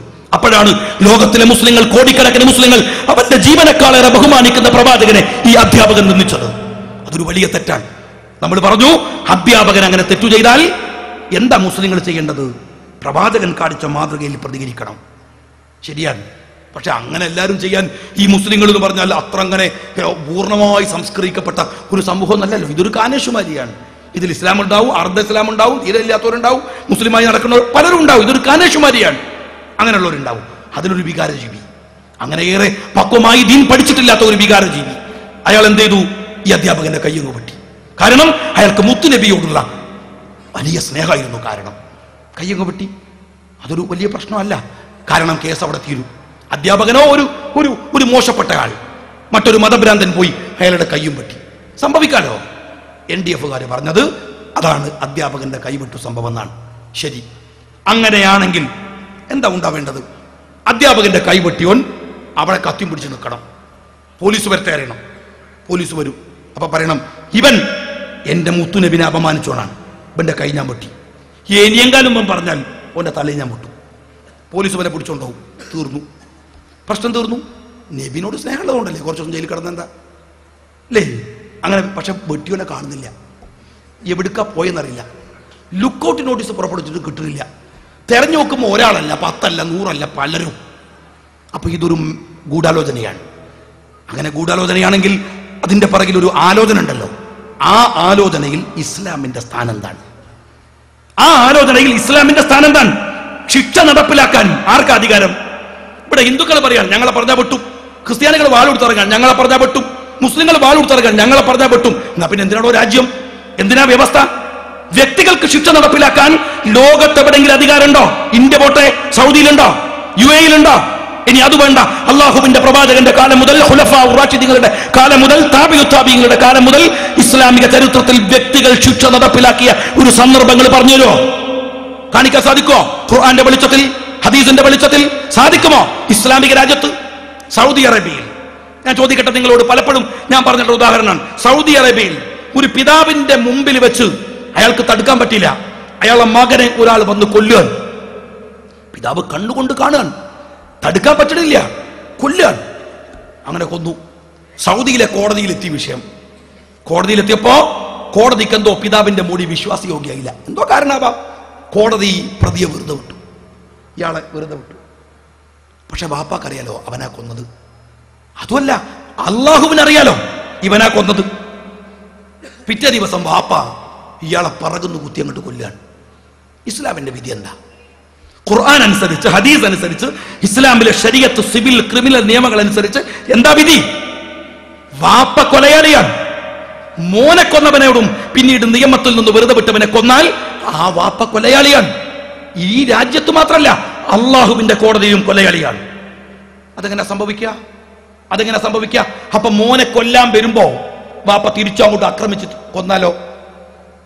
അതിൽ ഇസ്ലാമിലുണ്ട്. അതാ ഞാൻ നേരത്തെ പറഞ്ഞ പ്രതിരോധം. നേരത്തെ പറഞ്ഞ പ്രതിരോധമാണ്. ലീഗൊക്കെ ചെയ്യുന്ന പ്രതിരോധമാണ്. അത് തെറ്റല്ല. ഇസ്ലാമിൽ മാത്രമല്ല, ഇന്ത്യയിൽ തെറ്റല്ല. വടകര താലൂക്കിൽ വന്നൊരു വിധിയുണ്ട്.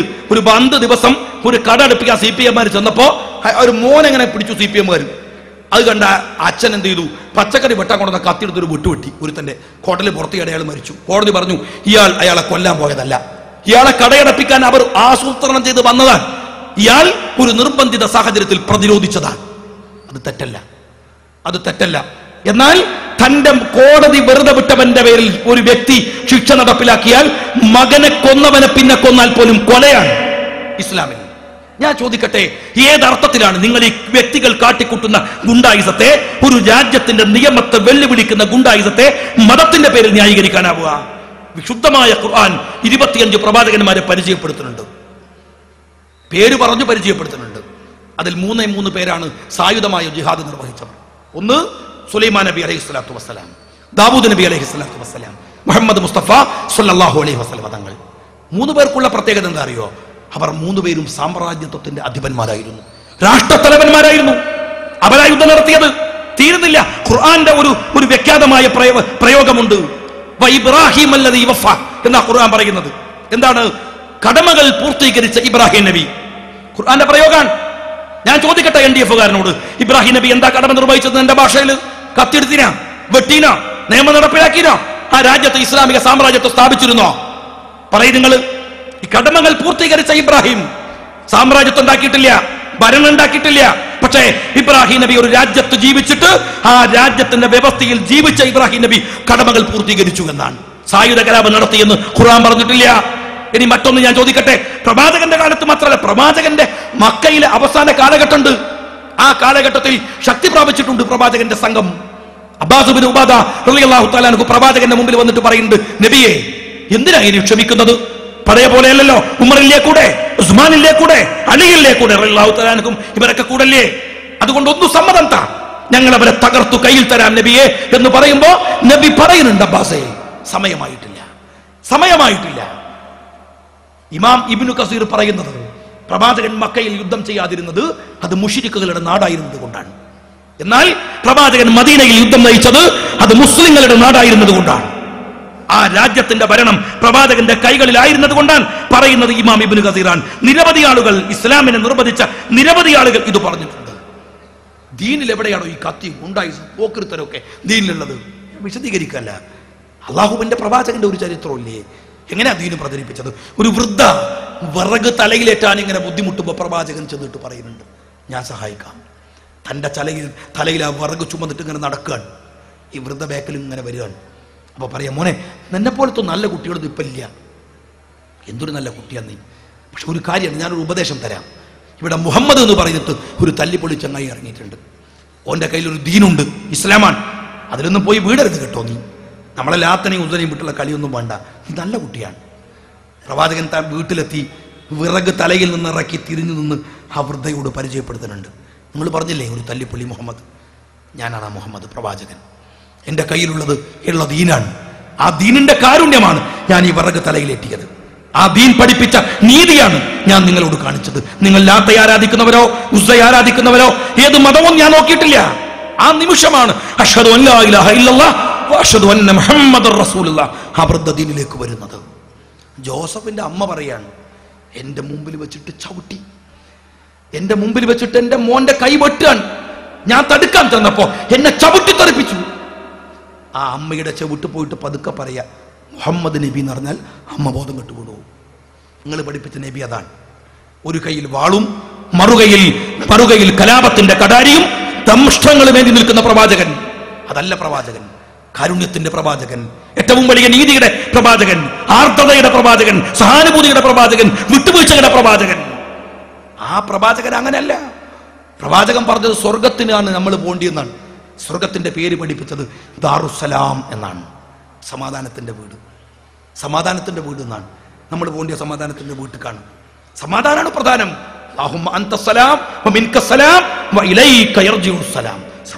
സമാധാനം തന്നെയാണ്. വീടും അങ്ങനെയാണ്. അവിടേക്ക് നമ്മൾ പോകേണ്ടത്. അപ്പൊ സമാധാനത്തിന്റെ വീട്ടിൽ പോകണം. എങ്ങനെ പോകുന്നത്? ഒരു സഞ്ചിയിലും വെട്ടിയെടുത്ത കൈ, മറ്റേ സഞ്ചി കുറെ വെട്ടിയെടുത്ത തല, 2 കന്നാസ് ചോരയായിട്ട് സമാധാനത്തിന്റെ വീട്ടിൽ എൻ്റെ പോലെ നമ്മളെ കൊണ്ടുപോകാൻ. ഈ ചോരയും ഈ ഏർപ്പാടുമായിട്ട് സമാധാനത്തിന്റെ വീട്ടിലേക്ക് നമ്മളെ കൊണ്ടുപോകാൻ. മതത്തിനോടുള്ള സ്നേഹം, വമ്പിച്ച സ്നേഹമാണ് ഇവർക്ക് മതത്തിനോടുള്ള സ്നേഹം കൊണ്ടാണ് ഇവരൊക്കെ കാണിക്കണമെന്നാണ്. മൂല്യരോട് പറയാൻ, നിങ്ങൾ പള്ളിക്കരി എക്കരിച്ചോളി, നമ്മൾ പുറത്തുണ്ട് കാവലിക്കാണ്, പള്ളിക്ക് കാവലിക്കാണ്. ഈ ഇസ്ലാം പ്രചരിപ്പിക്കാൻ വന്നതാണ് റാണയും ഹെഡ്ലിയും, എറണാകുളം താജിലും കോഴിക്കോട് താജിലും. ഇവർ പോയി കഴിഞ്ഞപ്പോൾ പോലീസ് തപ്പി പിടിച്ചു വന്നു. ബില്ലൊക്കെ പരിശോധിച്ച് നോക്കുമ്പോൾ ഏറ്റവും കൂടുതൽ ബില്ലായിരിക്കുന്നത് ബാറിലാണ്. ഇവരെ പറഞ്ഞിട്ട് കാര്യമില്ല. ഇസ്ലാമിനെ കുറിച്ച് ആലോചിച്ച് ടെൻഷൻ അടിച്ച് അടിച്ചു പോയതാണ്. അമ്പിച്ച ബാധ്യതല്ലേ ഇവർക്കുള്ളത്. ദീനാത്രേ. ഫയാസിന്റെ ഉമ്മ പറയാണ്, മോൻ വമ്പിച്ച കുരുത്തക്കേടാണ്. ഒരു പെണ്ണിന്റെ മാല മോഷ്ടിച്ചു, ചൊട്ടിപ്പറിച്ചെടുത്തു, എന്നിട്ട് 3 മാസം ജയിലിൽ കിടന്നു. എന്നോട് കുറച്ച് NDF-ന്റെ കുട്ടികൾ വന്നിട്ട് പറഞ്ഞു, മോനെ ഞങ്ങൾ ഖുർആൻ പഠിപ്പിക്കാം ഹൈദരാബാദിൽ നിന്ന്. ഒരു ഉമ്മാന്റെ വേദനകൾ നോക്കണം, വാപ്പല്ല വീട്ടിൽ, ആകെ തണലൊരു മോനാണ്, എന്നാലും ഖുർആൻ പഠിക്കട്ടെ. വിട്ടതാ ഹൈദരാബാദിലേക്ക്. 4ാമത്തെ ദിവസം കൊണ്ടയോ വിളിക്കുക, ഫോൺ ചെയ്യാൻ, ഉമ്മ മോൻ ഖുർആൻ പഠിച്ചു. എന്നിട്ടോ 3 ദിവസം കൊണ്ട് ഖുർആൻ പഠിച്ചു. 4ാമത്തെ ദിവസം ഷഹീദുമായി. എന്തൊരു സുഖാണ്. നമ്മളൊക്കെ വെറുതെ മെനക്കെടല്ലേ. സുഖാണ് ഈ കാര്യം. സ്വർഗത്ത് പോകാൻ വളരെ ഈസിയാണ്. ഇപ്പൊ ഞാൻ പറയും, വയനാട്ടിലൊക്കെ മകരമാസത്തിൽ മരം കോച്ചുന്ന തണുപ്പാണ്, പെരും തണുപ്പാണ്.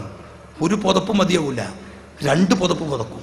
എന്നിട്ടും തണുപ്പ് തീരാൻ വയ്യാത്തത് കൊണ്ട്, സഹിക്കാൻ വയ്യാത്തത് കൊണ്ട് കൈ ഇങ്ങനെ കാൽവണ്ണകൾക്കിടയിലേക്ക് തിരികിയിട്ട് കൂർക്കം വലിച്ചു കിടന്നുറങ്ങും. അപ്പോഴാ രാവിലെ പള്ളിയിൽ നിന്ന്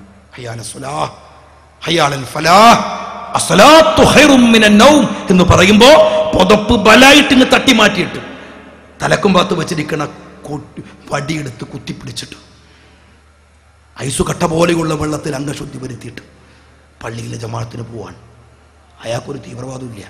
പോയത്തക്കാരൻ വല്ല കാര്യമുണ്ടോ? ഒരുത്തൻ്റെ പള്ളക്കൊരു കത്തിയേറ്റ തിരിച്ചൊരു കത്തി ഇങ്ങോട്ടും ഷഹീദായി. എന്തൊരു സുഖാട്ടോ ദീന് അല്ല. ഈ വെറുതെ മെനക്കെടേണ്ട വല്ല കാര്യമുണ്ടോ? ഇങ്ങനെ കുറെ ആളുകൾ ദീനിനെ ഈസിയാക്കുക, ദീനിനെ കൊണ്ടുവന്നിട്ട് വികൃതാക്കുക. മുസ്ലിങ്ങൾക്ക് നീതി, മുസ്ലിങ്ങൾക്ക് മാത്രം നീതി. മറ്റുള്ളവർക്കൊന്നുമില്ല, മുസ്ലിങ്ങൾക്ക് മാത്രം വിഷയം അവന്റെ പട്ടിണി, അവന്റെ ദാരിദ്ര്യം. ഏതും മതാണോ എന്നെ പഠിപ്പിച്ചത്? അള്ളാഹു തന്നെ റഹ്മാൻ റഹീമാണ്. വടിപ്പെട്ടവർക്കും വടിപ്പെടാത്തവർക്കും ഈ ദുനിയാവിൽ കരുണ ചെയ്യുന്നവൻ. അങ്ങനത്തെ അള്ളാഹുവിന്റെ മുമ്പിൽ നിങ്ങൾക്ക് മാത്രം എന്താ, ഒരു വിഭാഗത്തിന് മാത്രം നീതി? ലീഗ് രാഷ്ട്രീയ പാർട്ടി ചെയ്യുന്ന സേവനം ഉണ്ടല്ലോ, ഈ സേവനം പൊതുസമൂഹത്തിന്റെ മുമ്പിലാണ്. ഇവിടുത്തെ ജയിച്ചു വന്ന ഒരു മെമ്പർക്ക് അവിടെ ജാതിയില്ല, മതമില്ല. ജാതിയും മതവും മാത്രമല്ല, മനുഷ്യൻ മാത്രമല്ല, അവിടുത്തെ മൃഗത്തിന്റെ ദാഹം അവന്റെ ബാധ്യതയാണ്. അങ്ങനെ പഠിപ്പിച്ചത്. ഞങ്ങളുടെ നേതാവ് CH മുഹമ്മദ് കോയ സാഹിബാണ്. CH മുഹമ്മദ് കോയ സാഹിബ് പൊതുമരാമത്ത് മന്ത്രിയായിരിക്കുമ്പോൾ കണ്ണൂർ ജില്ലയിലെ കുറച്ച് ആളുകൾ CHന്റെ അടുത്ത് പോയി. എന്നിട്ട് CHനോട് പറഞ്ഞു, CH, ഞങ്ങളൊരു ഐലൻഡിലാണ്, ഒരു തുരുത്തിലാണ്, ഞങ്ങൾക്കൊരു പാലം കിട്ടിയ വലിയ ഉപകാരമാണ്. ഞങ്ങളെ കുട്ടികൾക്ക് മദ്രസ പോകാൻ വയ്യ, സ്കൂളിൽ പോകാൻ വയ്യ, വല്ലാത്ത പ്രയാസമാണ് CH പറഞ്ഞു ഫണ്ടില്ല. പിന്നെ ഒരു സങ്കടം പറഞ്ഞു. CH പറഞ്ഞു ഫണ്ടില്ല. അപ്പൊ സമരസമിതിന്റെ ആൾക്കാരൊക്കെ പുറത്തു പോയപ്പോൾ 2 ലീഗുകാർ പതുക്കെ ഉള്ളിക്ക് വന്നു. എന്നിട്ട് CHന്റെ ചെവി പറഞ്ഞു, CH, അത് മാത്രമല്ല, ആ പാലം വന്ന വമ്പിച്ചൊരു ഉപകാരമുണ്ട്. CH ചോദിച്ചു, എന്താണ്? എന്താ വെച്ചാൽ അവിടെ മുസ്ലിങ്ങളെ കൂടുതൽ, മുസ്ലിങ്ങൾക്ക് വമ്പിച്ച ഉപകാരമാണ്. CH പറഞ്ഞു, മുസ്ലിങ്ങൾക്ക് ഉപകാരമുള്ള ഒരു പാലത്തെക്കുറിച്ച് ഞാൻ കേട്ടിട്ടുണ്ട്, അതിൻ്റെ പേര് സിറാത്ത് പാലം എന്നാണ്. ഇപ്പം ഇങ്ങനൊരു പാലത്തെക്കുറിച്ച് ഞാൻ ഇപ്പോഴാണ് കേൾക്കുന്നത്. തമാശയാണ്, പക്ഷെ എന്തൊരു ഷാർപ്പാണ്. ലീഗ് പ്രവർത്തിച്ചത് ഈ രാജ്യത്ത് അങ്ങനെയാണ്, അള്ളാഹു പഠിപ്പിച്ചതും അങ്ങനെയാണ്. അള്ളാഹു ഖുർആനിൽ പറയുന്നുണ്ട്, പ്രവാചകൻ സങ്കടപ്പെട്ട് നിൽക്കുന്ന സമയത്ത് പ്രവാചകനോട് അള്ളാഹു ജിബ്രീൽ അലൈഹി സ്വലാത്തു വസ്സലാം പറയുന്നുണ്ട്, എന്തിനാ നബിയെ എല്ലാവരും ദീന് കൂടും? നിങ്ങളോട് ആരാ പറഞ്ഞത്? ദഅവത്ത് നടത്തിയാൽ മതി. വലൗ ശാഅ റബ്ബുക ലആമന മൻ ഫിൽ അർളി കുല്ലുഹും ജമീഅ. അള്ളാഹു വിചാരിച്ചിരുന്നെങ്കിൽ ഈ ലോകത്ത് വേറെ ഒരു മതം ഉണ്ടാകുമായിരുന്നില്ല, ജാതി ഉണ്ടാകുമായിരുന്നില്ല, മറ്റു വിഭാഗം ഉണ്ടാവുമായിരുന്നില്ല. എന്നാൽ എല്ലാം ഉണ്ടായില്ലേ? അള്ള വിചാരിക്കാത്ത കാര്യം നടപ്പിലാക്കാൻ ഞങ്ങൾ വിചാരിക്കുന്നത് എല്ലാവരും ദീന് കൂട്ടാന്ന്, എല്ലാവരും മുസ്ലിങ്ങളാകുന്നു, ലോകം മുഴുവൻ ഇസ്ലാമാകുന്നു. ഇല്ല, അള്ളാഹു തീരുമാനിച്ചിട്ടില്ല. ലാ ഇക്റാഹ ഫിദ്ദീൻ, മതത്തിൽ ബലാത്കാരമില്ല, കത്തിയും കോടാലും ഇല്ല. ദഅവത്ത് നടത്തിയാൽ മതി. കോടാലിട്ട് കൂട്ടിയിട്ട് ഈ ഇസ്ലാമിൽ മെമ്പർഷിപ്പ് കൂട്ടാൻ നിങ്ങളാരും കരാറെടുക്കണ്ട. ദഅവത്ത് നടത്തുക, അള്ളാഹു തീരുമാനിക്കും. എല്ലാവരോടും നീതി കാണിക്കുക.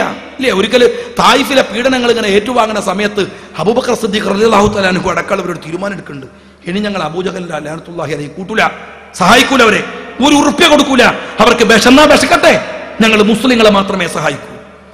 അള്ളാഹു പറയുന്നുണ്ട് നബിയോട്, നബിയെ ആ തീരുമാനം മാറ്റണം. ലൈസ അലൈക ഹുദാഹും, അള്ളാഹുവാണ് ഹിദായത്ത് കൊടുക്കണവൻ, നിങ്ങളിങ്ങനെ നോക്കിയിട്ടല്ല.